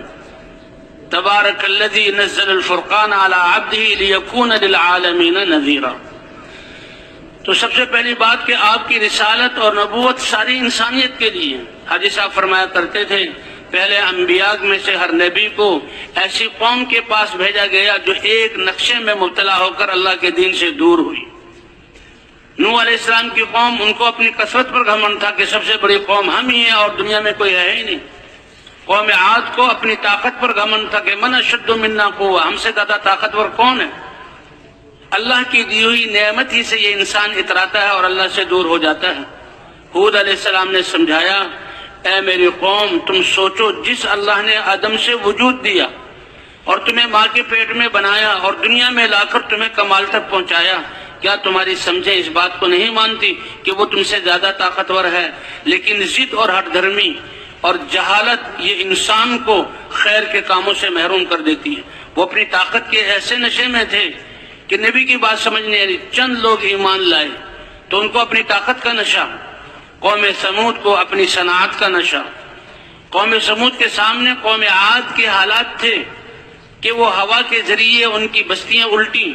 اور ان کے جسم ہواؤں میں اڑے اور ختم ہوئے۔ وہ کہنے لگے، لو، قوم عاد تو بڑی بے وقوف قوم تھی، انہوں نے زمین میں میدانوں میں گھر بنا لیے اور آندھیوں نے ان کے گھروں کو اکھاڑ دیا اور ان کے جسموں کو حواس میں اڑایا۔ ایسی عقل میں جب انسان اللہ کی ذات پر ایمان نہ لائے تو عقل ایسی مسخ ہوتی ہے کہ کہیں ہم تو پہاڑوں میں گھر بنائیں گے اور پہاڑوں کے اندر ان کو تراش کے محلے آباد کیے اور شہر آباد کیے۔ وَثَمُودَ الَّذِينَ جَابُوا الصَّخْرَ بِالْوَادِ، تو صنعت والوں کی طرف صالح علیہ السلام کو بھیجا گیا، تجارت کے نقشے والوں کی طرف شعیب علیہ السلام کو بھیجا گیا۔ بڑی تجارت، بڑا مال کما رہے ہیں، لیکن اس تجارت میں بے عنوانی، انسانوں پر ظلم۔ وَيْلٌ لِّلْمُطَفِّفِينَ الَّذِينَ إِذَا اكْتَالُوا عَلَى النَّاسِ يَسْتَوْفُونَ وَإِذَا كَالُوهُمْ أَو وَّزَنُوهُمْ يُخْسِرُونَ، جب بڑے تاجروں سے اپنی دکانوں کے لیے سامان لینے جاتے ہیں تو پورا تلواتے ہیں، اور جب لوگوں کو اپنی دکانوں سے بیواؤں، یتیموں، کمزوروں اور لوگوں کو دیتے ہیں تو وہاں گھٹاتے ہیں کہ وہاں سے تو پورا یا زیادہ لے لیں اور یہاں گھٹائیں تو ہمارا مال زیادہ بچ جائے گا۔ وہی مال کا یقین، اور وہ اس میں بہت عروج تک پہنچ چکے۔ اللہ نے شعیب علیہ السلام کو بھیجا اور شعیب علیہ السلام نے ان کو ایمان کی طرف بلایا کہ اللہ کی ذات پر یقین کرو، اللہ پر ایمان لاؤ، اور اللہ کا حکم ہے کہ تم پورا تولو۔ کا نفع کم ہوگا، کا یہ جو کم نفع ہوگا یہ تمہارے لیے بہتر ہے اس زیادہ سے کہ تم لیتے ہوئے جھکتا تولتے ہو اور دیتے ہوئے کمی کرتے ہو، اس کے لیے تمہارے لیے ہلاکت سمجھایا، لیکن قوم نے نہ مانا۔ تو تجارت والے نقشے، قوم سبا ایسی قوم تھی کہ جن کی زراعت کی قرآن میں تعریف، ان کا بنایا ہوا ڈیم، صنعائے یمن میں ہونے والی بارشیں، وہ ساری کی ساری سمندر میں جا رہی تھی، انہوں نے ایسا ڈیم بنایا اور اس کے ذریعے ہزاروں ایکڑ زمین جہاں آباد کی۔ اللہ فرماتے ہیں کہ دنیا میں وہ ایسا لگتے تھے کہ دائیں بائیں جنت کی طرح باغات ہیں، لمبے لمبے سائے ہیں اور تہبتے پھل ہیں، اور نہروں کا نظام ایسا، بلدۃ طیبۃ ورب غفور، کہ پاکیزہ شہر تھے، اعمال پاکیزہ تھے اور ان کی آپس کی زندگی پاکیزہ تھی، رب بھی ان پر رحم کرنے والے تھے۔ لیکن یہ انسان کی کمزوری ہے، جب اللہ نعمتیں دیتے ہیں تو ان نعمتوں میں لگ کر اللہ کو بھول جاتا ہے۔ ایک حدیث قدسی ہے، اس کا مفہوم ہے، اے انسان، تجھے پیدا کر کے تمہاری ساری ضرورت کی چیزوں کو میں نے اپنے ذمے لیا، رزق میں پہنچاؤں گا، تم اس سے زیادہ مجھ سے طلب کیوں کرتے ہو کہ جو تمہیں مل جائے تو تمہیں مجھ سے غافل کر دے گا؟ یعنی سب سے بڑا نقصان انسان کا اللہ سے دور ہونا ہے، اس کے دل کی توجہ کا اللہ سے ہٹ کر مخلوق کی طرف لگ جانا، یہ سب سے بڑا نقصان ہے۔ اگلی جو قوم نسلیں آئیں تو یہ سمجھی کہ یہ ساری زراعت اور یہ باغات اور یہ نہروں کا سلسلہ یہ ہمارے ہنر اور بازو کی طاقت سے ہے۔ اللہ نے نبیوں کو بھیجا اور جب انہوں نے نبیوں کی بات نہ مانی تو اللہ تعالیٰ نے اسی ڈیم کو جو ان کی اس باغات کا، یعنی میلوں چلتے جاتے تھے، یوں بھی آتا ہے کہ اگر کوئی عورت ٹوکرا لے کر ان باغ میں جائے کسی کام کے لیے تو پھل اتنے ٹپکتے تھے کہ بغیر اس کے ہلائے وہ ٹوکرا پھلوں سے بھر جاتا تھا، اور سفروں میں نکلتے تھے، ٹھنڈی ہوائیں اور سائے اتنے لمبے۔ وہ کہتے ہیں ہم سنتے تھے سفر میں تو بڑی مشقت ہوتی ہے، انسان پسینہ پسینہ ہو جاتا ہے اور وہ سارا جب سانس لینے کے لیے رک جاتا ہے، یہ تو ٹھنڈی ہوائیں اور یہ سائیں اور یہ پانی اور یہ کھانا، ہمیں تو سفر کی مشقت محسوس ہی نہیں ہوتی۔ اے اللہ، کچھ سفر تو ہمیں دکھا دے جس میں ہم تھکیں۔ تو اللہ جب تک اللہ کے احکام پر رہے نعمتیں برستی رہیں، لیکن جب اللہ کی نافرمانی کی، اللہ نے نبیوں کو بھیجا، اللہ نبی کے بھیجے بغیر اور حجت کو پورا کیے بغیر کبھی کسی کو قوم کو ہلاک نہیں کرتے۔ تو زراعت کے نقشے والے یہ تھے، اور حضرت محمد صلی اللہ علیہ وسلم کو سارے انسانوں اور ساری شکلوں والوں کی طرف رسول اور نبی بنا کر بھیجا۔ اس لیے آپ کی دعوت سارے انسانوں کی دعوت ہے، اور آپ کی دعوت سارے نبیوں کا نور لیے ہوئے ہے۔ آپ صلی اللہ علیہ وسلم کے ختم نبوت کی وجہ سے اللہ نے آپ کی امت کو بھی اس کام کے لیے چن لیا۔ وجاہدوا فی اللہ حق جہادہ هو اجتباکم، تم دین کے لیے، دین کو زندہ کرنے کے لیے جان اور مال لگاؤ اور محنت کرو، ایسی محنت کرو جیسے محنت کرنے کا حق ہے۔ یہ اللہ کا امر ہے، کتنا پیارا امر ہے، اور کیسے اللہ ایسے محنت کرو جیسے محنت کرنے کا حق ہے۔ یہ ایمان والوں کو خطاب ہے، اور پھر اس کی وجہ اللہ بتا رہے ہیں هو اجتباکم، کیونکہ اللہ نے تمہیں اس کے لیے چنا ہے۔ اس لیے حضور صلی اللہ علیہ وسلم جب اللہ کا دین لے کر آئے اور اس کی دعوت شروع کی تو جو بھی ایمان لاتا تھا وہ فوراً حضور صلی اللہ علیہ وسلم کے ساتھ دعوت کو شروع کرتا تھا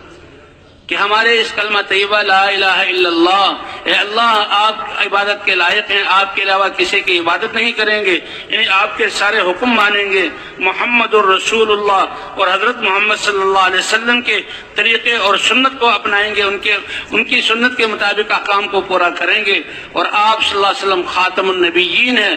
آپ کی ختم نبوت کی وجہ سے یہ بھی اس کلمے میں اقرار ہے کہ ہم آپ صلی اللہ علیہ وسلم والی محنت کریں گے، کیونکہ اللہ نے حضور صلی اللہ علیہ وسلم کو حکم فرمایا آپ کہہ دیجئے یہ ہے میرا راستہ، اللہ کی طرف بصیرت کے ساتھ سمجھ بوجھ کے ساتھ بلاتا ہوں، یہ میرا راستہ بھی ہے اور جس نے میری اتباع کی یہ اس کا راستہ بھی ہے۔ کیسے اللہ تعالیٰ نے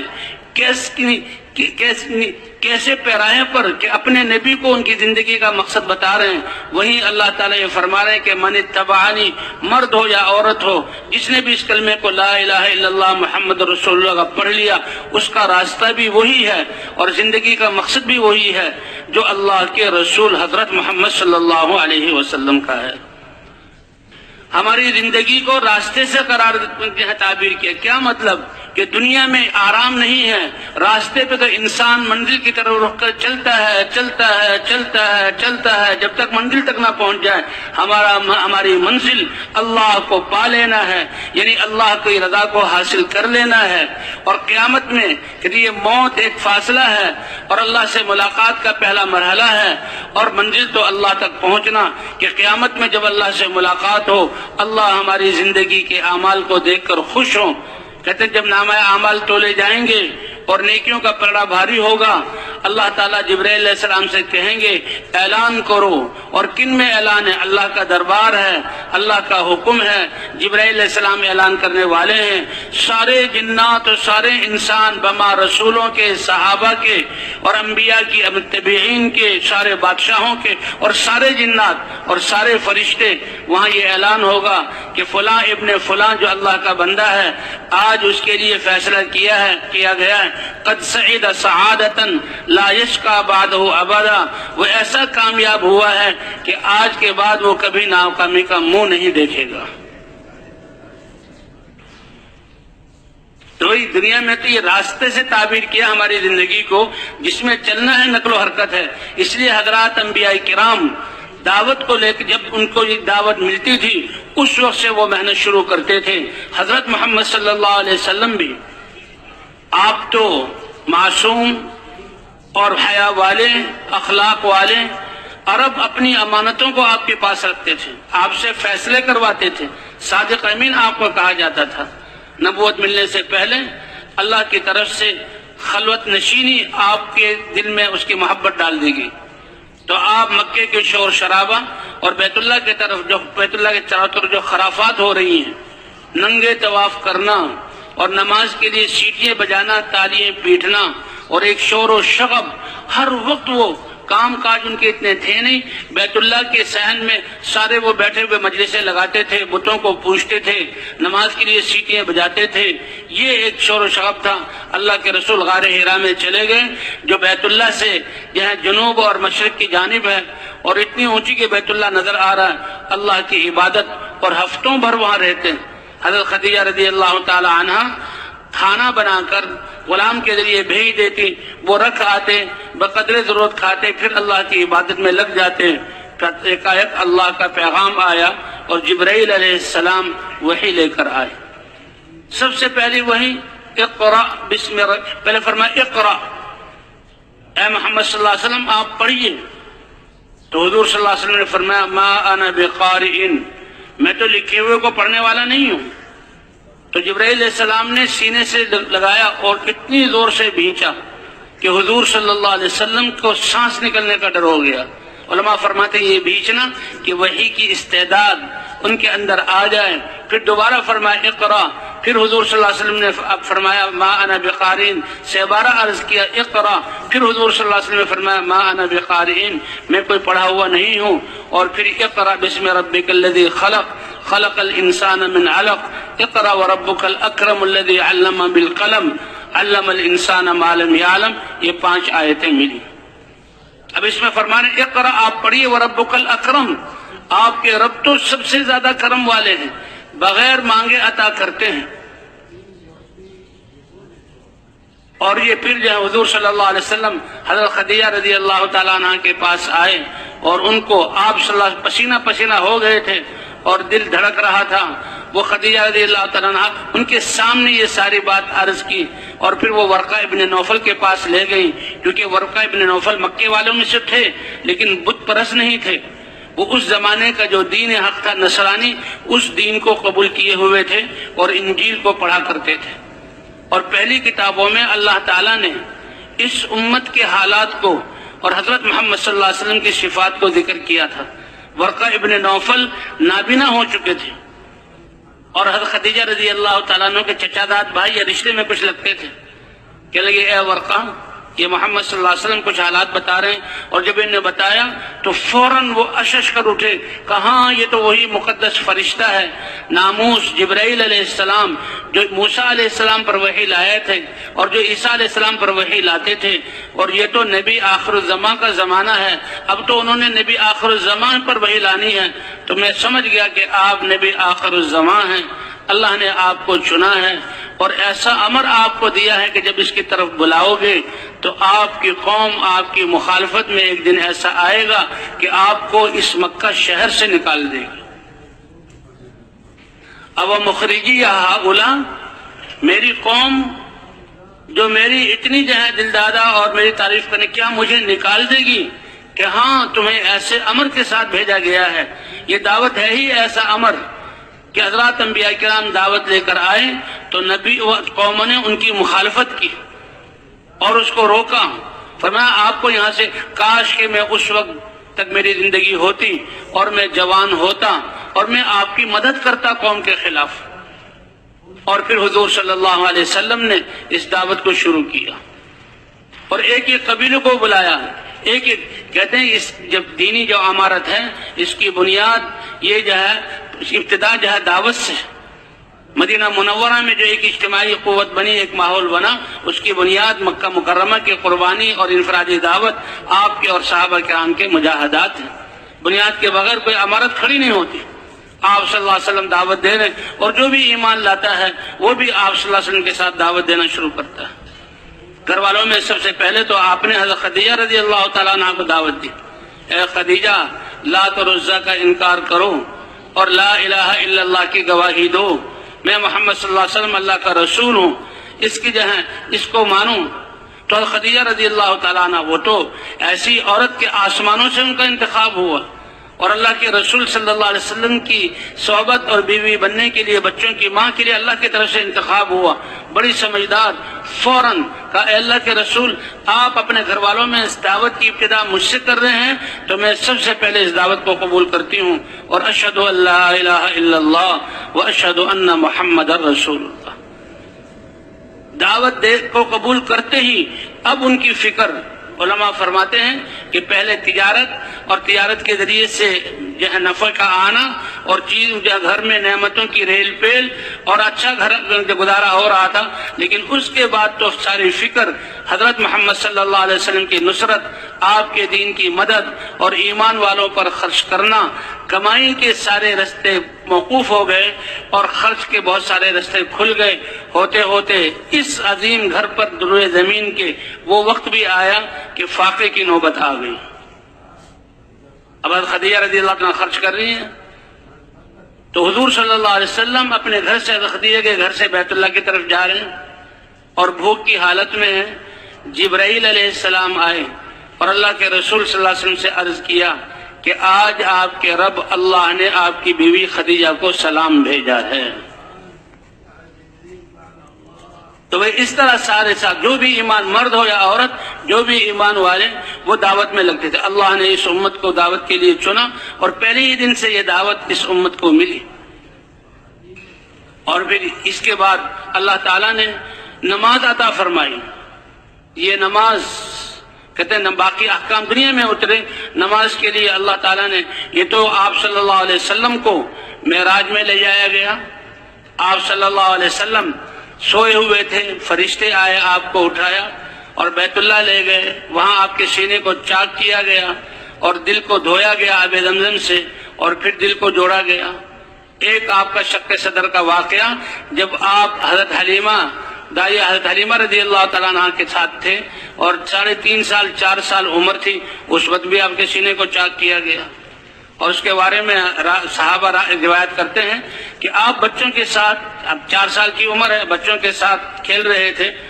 تو فرشتے آ گئے اور آپ کو ایک طرف کیا، لٹایا اور ہاتھ کے اشارے سے آپ کے سینے کو چاک کیا جیسے آپریشن کیا جاتا ہے،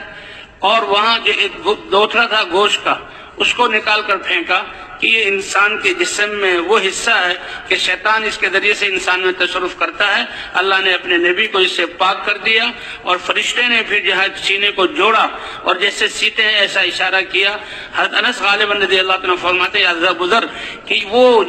آپریشن کے نشان اور سینے کے نشان حضور صلی اللہ علیہ وسلم کے سینے مبارک پر ہلکے سے موجود تھے اور دیکھے جا سکتے تھے۔ اب وہ جو بچے کھیل رہے تھے انہوں نے دیکھا کہ بھئی اس بچے کو تو سینہ، وہ آئے حلیمہ کے پاس، اے حلیمہ تمہارے بیٹے محمد، اس وقت بچے تھے صلی اللہ علیہ وسلم، ان کا تو سینہ چاک کیا گیا اور ایسے آئے تھے اور انہیں بھی نشان دیکھے وہ گھبرا گئی اور حضور صلی اللہ علیہ وسلم کو لیا اور جو ہے مکہ مکرمہ ان کی والدہ کے حوالے کر دیا کہ کہیں ایسا نہ ہو کہ اس بچے کے ساتھ کوئی اور حادثہ پیش آ جائے۔ حالانکہ آپ صلی اللہ علیہ وسلم کی خیرات اور برکات فرماتے ہیں کہ جب اس بچے کو لینے کے لیے ہم مدینہ گئے، مکہ گئے، ایک دستور تھا کہ میری سواری بہت کمزور تھی، میرے ساتھ اور عورتیں بھی تھیں کہ دیہاتوں میں فقر و فاقے کی نوبت، بچوں کو لے آتے تھے، دودھ پلاتے تھے، آب و ہوا صاف ہے، عورتوں کی صحت اچھی ہے تو بچے لے آتے تھے، ان سے جو پیسے ملتے تھے ان سے گزر اوقات ہوتا تھا۔ میری سواری کی یہ حالت تھی کہ میری سواری کمزوری کی وجہ سے بہت ڈھیلی اور فقر و فاقے کی وجہ سے میرا بچہ جو گود میں تھا کہ جس کی وجہ سے سینے میں دودھ آتا تھا وہ بھی راتوں کو بھوک کی وجہ سے روتا تھا، اور ہم میاں بیوی بھی جو ہے وہ بھوکے ہوتے تھے۔ اور گئے اور مدینے میں گئے تو پہلے اس گھر سے گزر ہوا ہے آمنہ، ان کے ہاتھ میں بچہ ہے، پتہ لگا کہ یہ تو یتیم ہے، باپ کا سایہ موجود نہیں ہے، تو کہنے لگے، میاں بیوی مخصوار سے بات کی، یتیم بچہ ہے، کیا ہمیں ملے گا، ہم پہلے فقر و فاقے میں ہیں۔ لیکن آسمانوں پر تو یہ سعادت حضرت حلیمہ کے حصے میں لکھی جا چکی تھی۔ تمام عورتوں کو سرداروں کے بچے مل گئے اور وہ بڑی خوش اور اپنے آپ کو خوش نصیب شمار کر رہی، اس جوڑے کو کوئی بچہ نہ ملا۔ آخر مشورہ کیا، خالی ہاتھ جانے سے بہتر ہے کہ اس بچے کو لے لیا جائے۔ فرماتی مجھے کیا پتا تھا کہ یہ کائنات کا سب سے عظیم سرمایہ اور دولت اللہ نے ہماری گود میں دی ہے، اس بچے کو لیا۔ فرماتی اس بچے کو ہاتھ میں لیتے ہی میں نے محسوس کیا کہ میرا سینہ دودھ سے بھر گیا ہے، اور میرا وہ بچہ جو دودھ پیاس کی وجہ سے روتا تھا وہ پہلی دفعہ سیراب ہوا، سیر ہو گئے، اس سے جہاں سیر ہو گیا دودھ سے، اور وہ سویا۔ اور سواری پر جب سوار ہوئے تو پہلے تو آتے ہوئے وہ جو عورتیں تھیں وہ کہتی ہیں پڑوس نے، ارے حلیمہ ہمیں تم دیر نہ کرواؤ، اپنی سواری کو ذرا تیز چلاؤ، لیکن سواری میں بھی اتنی طاقت آئی اور اس کے تھن بھی ایسے بھرے کہ میری سواری سب سے آگے۔ اب وہ عورتیں کہتی ہیں ارے حلیمہ اکیلی کہاں چلی جا رہی ہو، ہمیں بھی ساتھ لے جاؤ۔ اور کہا اس بچے کی بچپن سے ایسی برکتیں کہ جہاں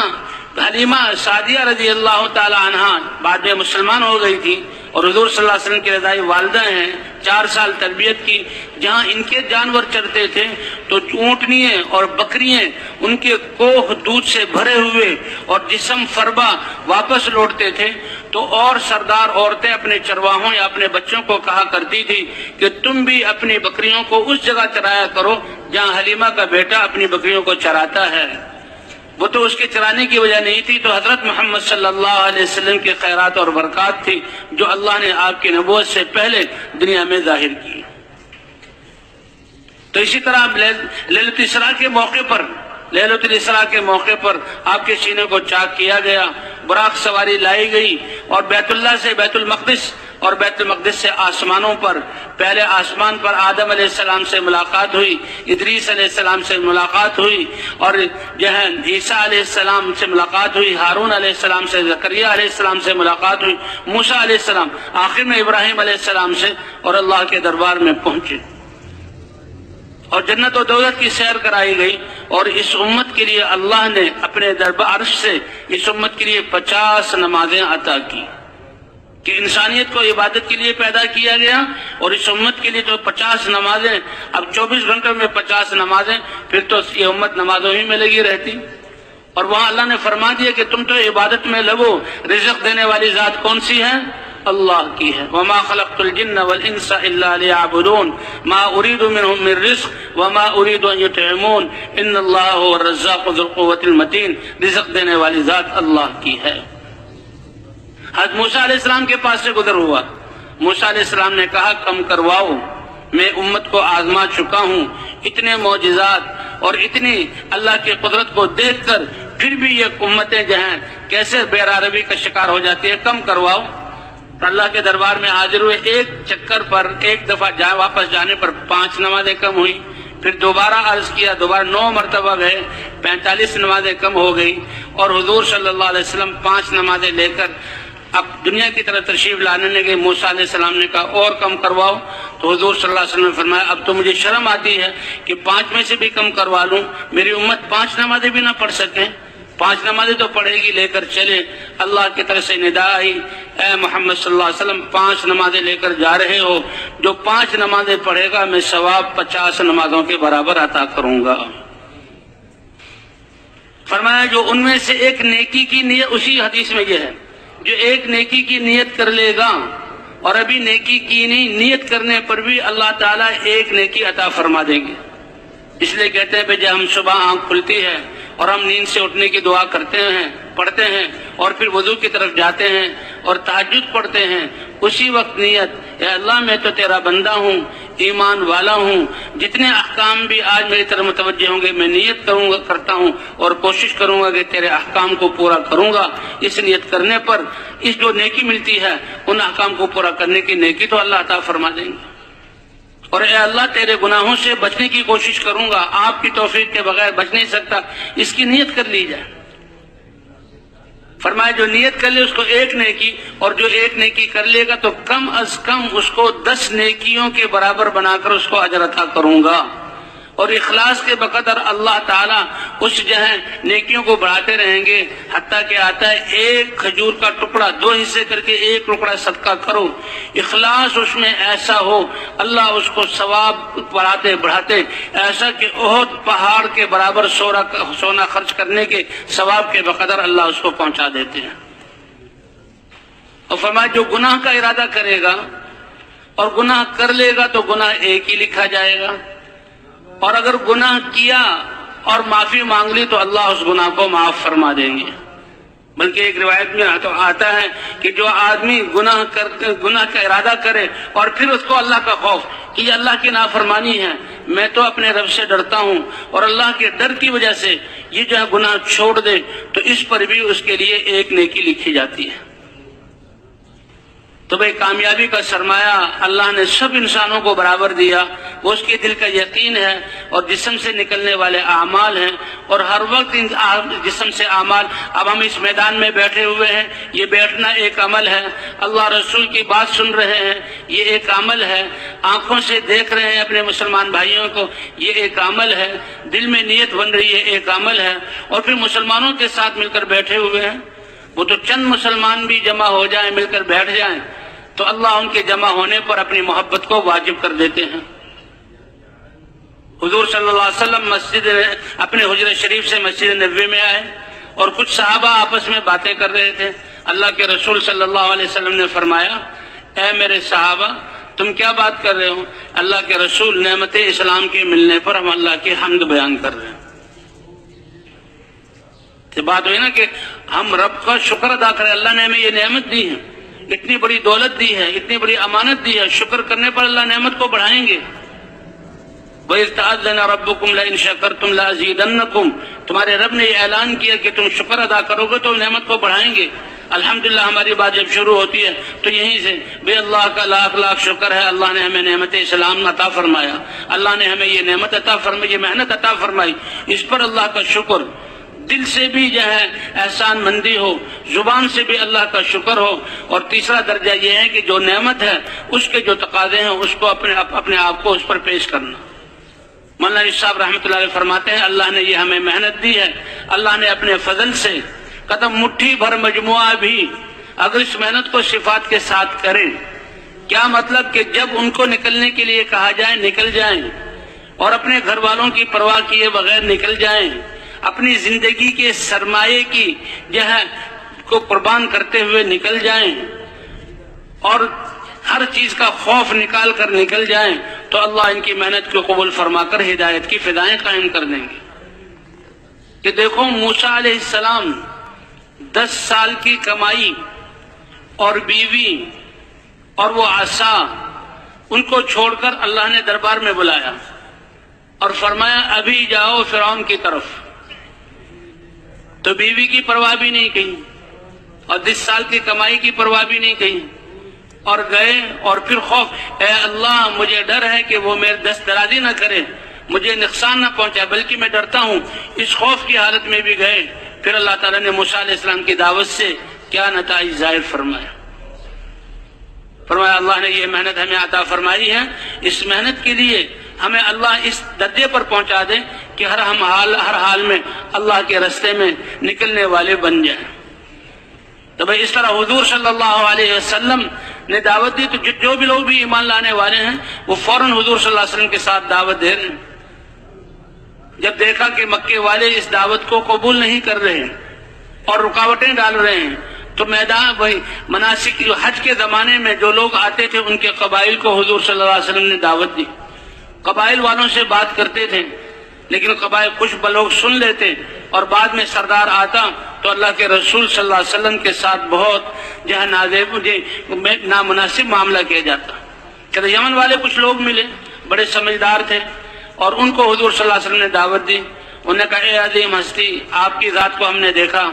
آپ کی بات کو سنا، بات تو سمجھ میں آئی ہے، لیکن کیا کریں کہ ہماری زندگی قبائلی ہے، اپنے سرداروں سے پوچھے بغیر ہم کوئی فیصلہ نہیں کر سکتے. ہم جائیں گے اور سرداروں سے بات کر کے واپس آئیں گے، اور پھر جو ہے آپ کے ہاتھ پر بیعت ہو جائیں گے. کہا بس اتنی دیر ہو گئی، اور وہ گئے، بعد میں آئے. لیکن مدینے والے جو تھے 6 نوجوان، ان سے حضور صلی اللہ علیہ وسلم کی بات ہوئی. انہوں نے فوراً جی ہاں بالکل آپ کی بات سمجھ میں آ رہی ہے، لیکن اجالے میں بات ہوئی، چاروں طرف خطرات اور دشمنیوں کے مناظر تھے. حضور صلی اللہ علیہ وسلم نے فرمایا رات کے اندھیرے میں آؤ. تو مینا کی جو گھاٹی ہے جہاں پر شیطانوں کو پتھر مارے جاتے ہیں، وہاں آج بھی ایک مسجد ہے کہ وہاں پر اللہ کے رسول سب سے پہلے تشریف لائے، اور یہ 6 نوجوان مختلف راستوں سے حضور صلی اللہ علیہ وسلم کی جہاں خدمت میں حاضر ہوئے. آپ صلی اللہ علیہ وسلم نے ان کو دعوت دی. انہوں نے ایک دوسرے کی طرف دیکھا اور کہا یہ بالکل سچ کہہ رہے ہیں اور حق ہیں، یہ اللہ کے رسول ہیں، اگر ہمیں کامیابی چاہیے تو ان کی بات مان لیں. فوراً یہ پہلی جماعت تھی باہر کی آئی ہوئی. ان 3 اوس کے تھے، 3 خزرج کے تھے، اس میں ایک معاذ بن جبل بھی تھے اور ایک معاذ بن عمرو بن جموح بھی تھے۔ یہ سارے فوراً اسلام میں داخل ہوئے۔ اللہ کے رسول صلی اللہ علیہ وسلم ان کے اسلام لانے پر بہت خوش ہوئے، ان کے اسلام لانے پر بہت خوش ہوئے، اور حضور صلی اللہ علیہ وسلم نے ان کو اپنے آپ کو پیش کیا ان پر اور کہا کہ اے نوجوانوں، تم ایمان لائے ہو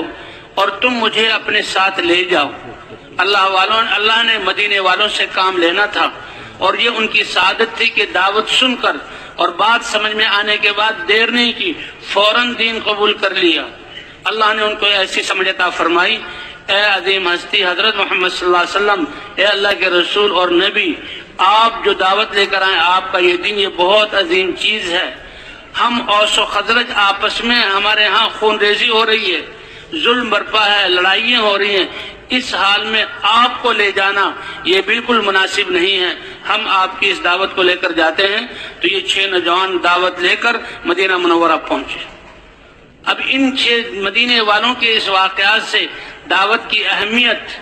اور اس کے نتیجے میں تبدیلی اس کا پتہ لگتا ہے کہ حضور تو مکے میں ہیں اللہ کے رسول ہوتے ہوئے، اور آپ مکے میں دعوت چلا رہے ہیں، لیکن مکے والوں کی طرف سے اس کی ناقدری۔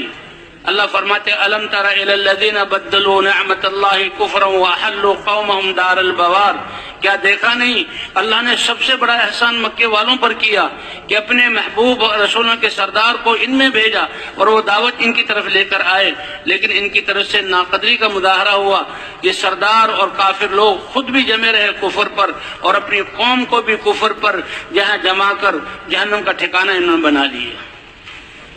لیکن مدینے والوں نے قبول کیا، حضور مکہ مکرمہ میں ہیں اور انہوں نے وہاں جا کر دعوت شروع کی۔ اس دعوت کی وجہ سے مدینے میں کیا تبدیلی آئی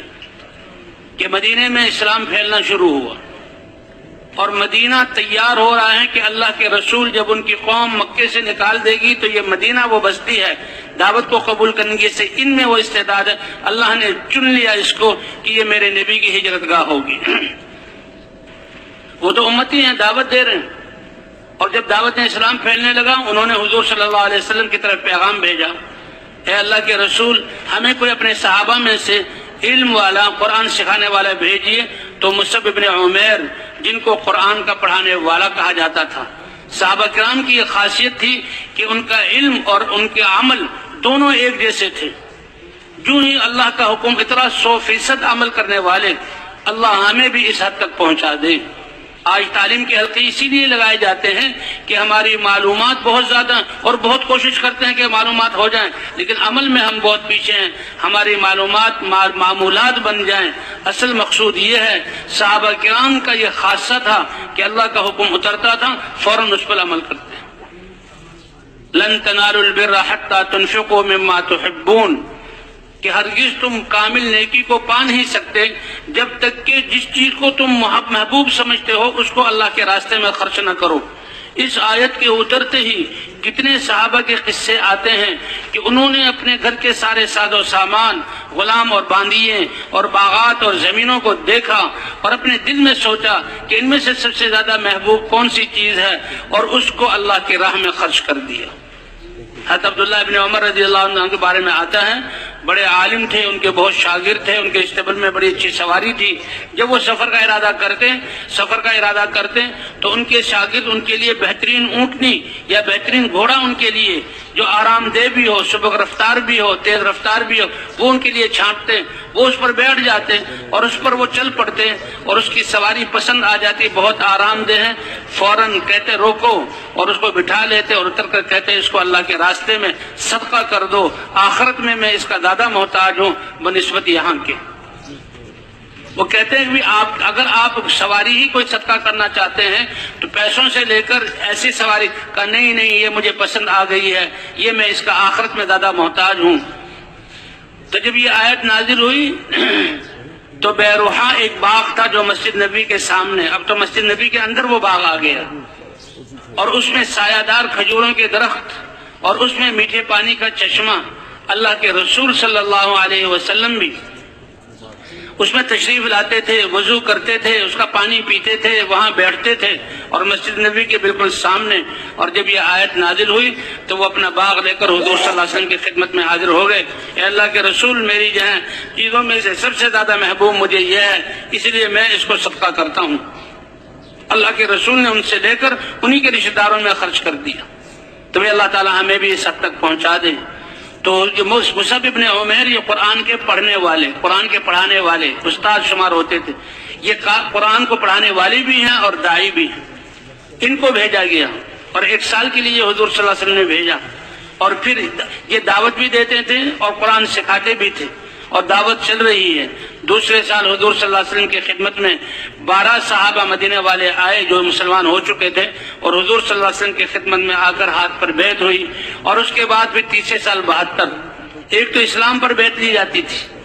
اور ایک اسی طرح جو ہے جہاد پر بیعت لی جاتی تھی اور ایک اسی طرح کی بھی اللہ کے احکام کی پابندی کرنی ہے، اس پر جو ہے بیعت لی جاتی ہے. اے نبی، آپ عورتوں سے بیعت لیں اور پھر اس میں جو احکام کا ذکر ہے قرآن پاک میں، اس پر آپ نے بیعت لی. تو بہرحال تیسرے سال جب 72 تو صحابہ کرام نے پیغام بھیجا مدینے والوں نے، اے اللہ کے رسول، اب مدینے میں کوئی گھر ایسا نہیں رہا کہ جس میں اسلام داخل نہ ہو چکا ہو. اب میدان تیار ہو گیا، آپ تشریف لائیں. ان کے اس کہنے پر پھر اللہ کی طرف سے یہ حکم اترا کہ اے نبی، ہجرت فرض کر دی گئی. آپ مکے جیسے شہر کو چھوڑ کر آپ مدینہ منورہ تشریف لے آئیں. اور حضور صلی اللہ علیہ وسلم نے ہجرت کی. تو عرض کرنے کا مقصد یہ تھا کہ یہ دعوت اتنا طاقتور امر ہے کہ حضور تو خود مکہ مکرمہ میں دعوت دے رہے ہیں اور یہ چند نوجوان انہوں نے دعوت شروع کی. اس دعوت کی برکت سے مدینے کو اللہ نے پسند کیا اور مدینہ حضور صلی اللہ علیہ وسلم کا وطن بنا. اور فرمایا لولا الہجرۃ لکنت رجلا من الانصار. یہ انصار مدینہ ایسے لوگ ہیں کہ اللہ کے دین کے لیے گھر کو چھوڑنا اللہ کو محبوب نہ ہوتا تو میں بھی انصار مدینہ میں سے ہوتا، لیکن گھر کو چھوڑنا، ہجرت کرنا اللہ کو اتنا محبوب کہ اللہ نے اپنے نبی کے لیے بھی ایسے حالات بنائے کہ مکے جیسے چھوڑنے کا حکم اللہ نے دیا اور ہجرت کا ثواب حضور صلی اللہ علیہ وسلم کو ملا اور آپ مدینہ منورہ تشریف لے آئے. کہتے ہیں یمن کا ایک بادشاہ تھا تبا، اس کا ذکر اللہ نے قرآن پاک میں کیا ہے. وہ تو کسی اور غرض سے مدینہ اور مکہ آیا تھا، بعد میں اس نے توبہ کی اور پھر اللہ نے اس کے ساتھ علماء بھی تھے اور وہ ایمان والا بنا. اور مکے کو بتایا گیا کہ یہ اللہ کا شہر ہے، اس میں بیت اللہ ہے. اور مدینہ منورہ سے جو گزرا تو اس کو جو ہے بتایا گیا کہ جو نبی آخر الزماں ہوں گے یہ ان کی ہجرت گاہ ہے، وہ ہجرت کر کے یہاں آئیں گے. تو وہ اس سے بڑا متاثر ہوا کیونکہ بادشاہ تھا اور اس کے خواص اور علماء اس کے ساتھ تھے. انہوں نے کہا اچھا وہ نبی آخر الزماں، ان کی صفات، اور زبور میں بتایا گیا کہ یہ ان کی صفات ہیں. تو انہوں نے کہا اچھا میں تو ان پر ایمان لاتا ہوں اور میں ان کو ابھی سے نبی مان کر ان کی امت میں شامل ہوتا ہوں. اور اس نے اشعار کہے اور ایک خط لکھا حضرت محمد صلی اللہ علیہ وسلم کے نام. اے اللہ کے رسول، مجھے پتہ لگا ہے کہ آپ آخر میں آئیں گے، تو آپ کے آنے سے پہلے میں آپ کا امتی بنتا ہوں اور آپ پر ایمان لاتا ہوں اور میں گواہی دیتا ہوں کہ آپ اللہ کے رسول ہیں. اور زبور میں نے آپ کو پڑھا کہ آپ کا نام احمد ہے اور آپ کی امت اللہ کے ہاں پسندیدہ امت ہے. اور اگر میری زندگی نے وفا کی اور میں آپ کے دنیا میں تشریف لانے تک زندہ رہا تو میں سارے بادشاہت کو چھوڑ کر آپ کا خادم بن کر زندگی گزاروں گا. اے اللہ کے رسول، میرے اس ایمان لانے کو آپ قبول فرما لیجئے اور اپنی امت میں سے مجھے شمار کر لیجئے. اگر میں آپ کو نہ پا سکا تو قیامت میں اللہ کے دربار میں میری سفارش کر دیجئے گا کہ میں آپ پر ایمان لا چکا ہوں. اور بلکہ یہ بھی ہے کہ اس نے حضور صلی اللہ علیہ وسلم کے لیے ایک گھر بنوایا اور اپنے معتمد خاص کو چھوڑا کہ تم اپنی نسل در نسل، ایک تو یہ خط میرا حضرت محمد صلی اللہ علیہ وسلم کو دے دینا اور نسل در نسل اس گھر کی حفاظت کرنا. اور جب حضرت محمد صلی اللہ علیہ وسلم یہاں ہجرت کر کے آئیں گے تو یہ میرا گھر ان کو دینا کہ وہ اس میں جگ رہیں، میری طرف سے گھر بنایا جاتا ہے. کہتے ہیں حضور صلی اللہ علیہ وسلم، اور بادشاہ وہ چلا گیا وہاں سے، اس کا انتقال ہوا. حضور صلی اللہ علیہ وسلم جب مدینہ منورہ تشریف لائے، پہلے قباء میں ٹھہرے، پھر ہوتے ہوئے مدینہ منورہ آئے. اور مدینہ منورہ میں آپ کے یعنی ننیال تھا، آپ کے ماموں وغیرہ تھے، وہ قبیلے والے چاہتے تھے کہ ہمارے گھر میں ٹھہریں۔ آپ صلی اللہ علیہ وسلم نے فرمایا میری اونٹنی کو چھوڑ دو، اس کو حکم دیا گیا ہے جہاں اللہ کا حکم ہوگا وہ یہ اونٹنی وہاں پر ٹھہرے گی۔ اور وہ اونٹنی ہے ابو ایوب انصاری رضی اللہ تعالیٰ عنہ کے گھر میں ٹھہری۔ یہ وہی گھر تھا جو تبا بادشاہ نے آپ کے لیے بنوایا ہوا تھا، لیکن ابھی تک وہ خط آپ کو نہیں ملا تھا۔ تو اتنے میں ایک شخص آیا اور پوچھا حضور صلی اللہ علیہ وسلم کے بارے میں۔ حضور نے فرمایا تمہارا نام ابو لیلہ ہے۔ وہ بڑے حیران ہوا کہ ان کو میرا نام کیسے پتہ لگا، اور کہا تمہارے پاس میرے نام کا وہ خط ہے جو تبا نے تمہیں دیا تھا؟ کہ جی ہاں۔ اور وہ خط حضور صلی اللہ علیہ وسلم کو پیش کیا، اور حضور صلی اللہ علیہ وسلم نے وہ خط پڑھا اور اس میں وہ اشعار پڑھے، اشعار کی صورت میں اے اللہ کے رسول محمد صلی اللہ علیہ وسلم، میں گواہی دیتا ہوں کہ آپ اللہ کے رسول ہیں، اور آپ زبور میں میں نے آپ کا نام پڑھا اور آپ کی امت کے بارے میں پڑھا وہ خیر امت ہوگی، میں آپ پر ایمان لایا ہوں، میرے اس ایمان کو قبول کیجئے۔ آپ صلی اللہ علیہ وسلم خوش ہوئے اور کہا مرحباً بالاخ الصالح تبا، مرحبا اور خوش آمدید ہو میرے بھائی تبا کے لیے جو مجھ سے پہلے ایمان لے آیا۔ تو بھئی ایسے اللہ کے دین کی مدد کرتے، ان صحابہ کے نصرت کی وجہ سے اللہ نے اس مدینہ منورہ کو حضور صلی اللہ علیہ وسلم کی ہجرت گاہ بنایا، اور آپ نے 10 سال یہاں گزارے، اور پھر یہ فرمایا کہ میرا جینا اور مرنا یہ تو جہاں مدینے والوں کے ساتھ ہے۔ اور مدینے والوں کے لیے حضور صلی اللہ علیہ وسلم نے کتنی دعائیں کی، اور مدینہ منورہ میں جا کر ایک ماحول بنا، اور مسجد نبوی میں ایک یعنی کا ماحول بنا، اور مدینہ منورہ کا ماحول پھر ایسا بنا کہ باہر سے آنے والے جو بھی آتے تھے اور وہ مدینے میں ٹھہرتے تھے، ایک تو جو مسلمان ہو کر آتے بڑی جلدی صحابہ کرام عمل کے ذریعے عورتوں کو اور گھروں میں مردوں کو جو ہے مسجد میں ٹھہرایا جاتا، اور اس ماحول سے وہ دین کو سیکھتے تھے، اور دین سیکھ کر اور دین کے داعی بن کر وہ یہاں سے واپس جایا کرتے تھے۔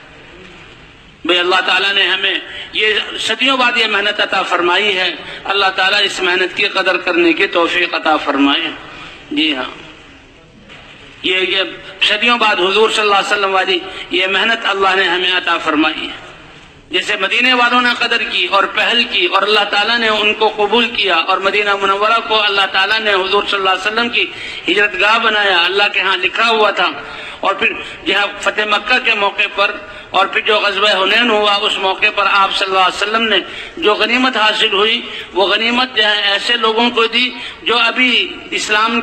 میں نئے نئے داخل ہوئے تھے، ان کی دلداری کے لیے۔ تو انصار مدینہ کے دل میں کچھ آیا کہ ایسا نہ ہو کہ حضور صلی اللہ علیہ وسلم کے دل میں اپنے وطن کی محبت اور آپ مدینے کو چھوڑ کر پھر مکہ مکرمہ آ جائیں، اور مال بھی ان کو دیا۔ حضور صلی اللہ علیہ وسلم کو پتہ لگا، آپ نے انصار مدینہ کو جمع کیا، اے انصار مدینہ میں نے یہ کیا بات سنی ہے، اور یہ دنیا کی میل کچیل میں نے کچھ لوگوں کو دی ہے، اس پر تم پریشان ہو گئے، کیا تم اس پر راضی نہیں کہ لوگ تو مجھ سے جو ہے مال لے کر جائیں اور تم حضرت محمد صلی اللہ علیہ وسلم کو اپنے ساتھ لے کر جاؤ؟ اور فرمایا کہ دیکھو یہ لوگ یہ تو میرے جسم کا ظاہر ہوا، جو میرے صحابہ ہیں یہ میرے جسم کا لباس ہے، اور تم بھی میرے جسم کا لباس ہو، اور لباس یہ زینت ہوتا ہے، تو یہ اوپر کا لباس ہے، اور اے انصار مدینہ تم وہ لباس ہو جو جسم کے ساتھ چپکا ہوا ہوتا ہے، تم میرا وہ لباس۔ تو صحابہ کرام نے مدینہ منورہ نے کہا اے اللہ کے رسول ہم اس پر خوش ہیں، اور فرمایا دیکھو میرے بعد بھی تم پر لوگوں کو ترجیح دی جاتی رہے گی، تو تم ایسے ہی صبر کرنا، اور جہاں مال اور دوسرے عہدوں کے اعتبار سے دوسروں کو ترجیح دی جائے تم اس کو برداشت کرنا، تم قیامت میں جو میدان حشر میں مجھ سے ملو گے تمہاری قربانیوں کا بدلہ یہ تو میں اللہ سے تو ہے اللہ کی شان کے مطابق تمہیں دلواؤں گا۔ تو بھئی صدیوں بعد اللہ نے یہ محنت ہمیں عطا فرمائی، اللہ اس کے قدر دانے کی توفیق عطا فرمائے۔ ہمارے حاجی عبداللہ صاحب فرمایا کرتے تھے یہ محنت تو ہماری زندگی کا سارا پرانا مجمع ہے۔ جی ہاں، یہ محنت تو ہماری زندگی کا مقصد ہے، ہماری اس محنت کو صحیح طریقے پر کرنے سے تو ساری انسانیت کے لیے ہدایت موقوف ہے۔ اے اللہ آج تک جو ہم نے اس محنت کو اپنی زندگی کا مقصد بنا کر نہ کیا اور اپنی زندگی کو ضائع کیا، اے اللہ اس کو معاف فرما دے۔ اور استغفار کرنے پر اللہ ایسے کریم ہے کہ استغفار کرو تو اللہ گناہوں کو بخش دیں گے، اور گناہوں کو بخش کر اللہ پھر آئندہ جو ہے نیکیوں کی توفیق عطا فرمائیں گے۔ اور حدیث میں تو آتا ہے من لزم الاستغفار جعل اللہ له من كل ضيق مخرجا ومن كل هم فرجا ورزقه من حيث لا يحتسب، جو استغفار کو لازم پکڑ لے اللہ ہر رنگ سے اس کو جو ہے خوشی عطا فرمائیں گے، اور ہر تنگی سے اللہ کشادگی عطا فرمائیں گے، اور اللہ رزق عطا فرمائیں گے، اور یہ سارے اپنی نعمتیں ایسے عطا فرمائیں گے کہ عقل والوں کی عقل بھی وہاں تک نہ پہنچ سکے۔ اس لیے بھئی پچھلی زندگی پر تو استغفار، اور آئندہ کی زندگی جو باقی ہے یہ تو سارے کام کی حقیقت جاننے والے ہیں، اللہ سے عہد کرنا اسی کے لیے جوڑ ہوتا ہے اور بلایا جاتا ہے کہ پچھلی کمیوں میں کوتاہی کی معافی مانگ کر آئندہ کے لیے عزم کرنا کہ اے اللہ ہم تو اس محنت کو اب زندگی کا مقصد بنا کر کریں گے۔ تو بھائی اس کے لیے تیار ہیں نا سارے ساتھی انشاءاللہ؟ ہاں، اللہ کے رسول صلی اللہ علیہ وسلم نے فرمایا بدأ الدین غریبا،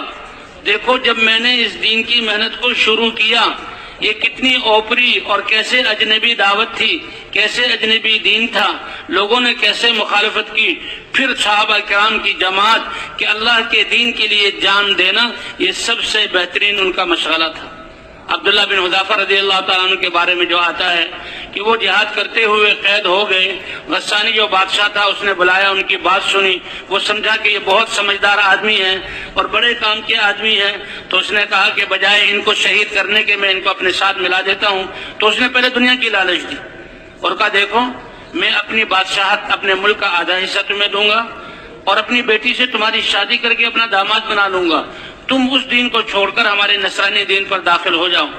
تو وہاں سے اور کہنے لگے کیا کہتے ہو، تمہارا یہ چھوٹا سا ملک اس کے آدھے کا لالچ دے رہے ہو، سارے عرب ممالک کی بادشاہت مجھے مل جائے تب بھی میں اللہ کے رسول صلی اللہ علیہ وسلم کے دین کو پلک جھپکنے کے برابر چھوڑنے کے لیے تیار نہیں ہوں۔ بھئی ایسی عظمت اور محبت تھی ان کے دلوں میں، تو وہ اس بات سے اور متاثر ہوا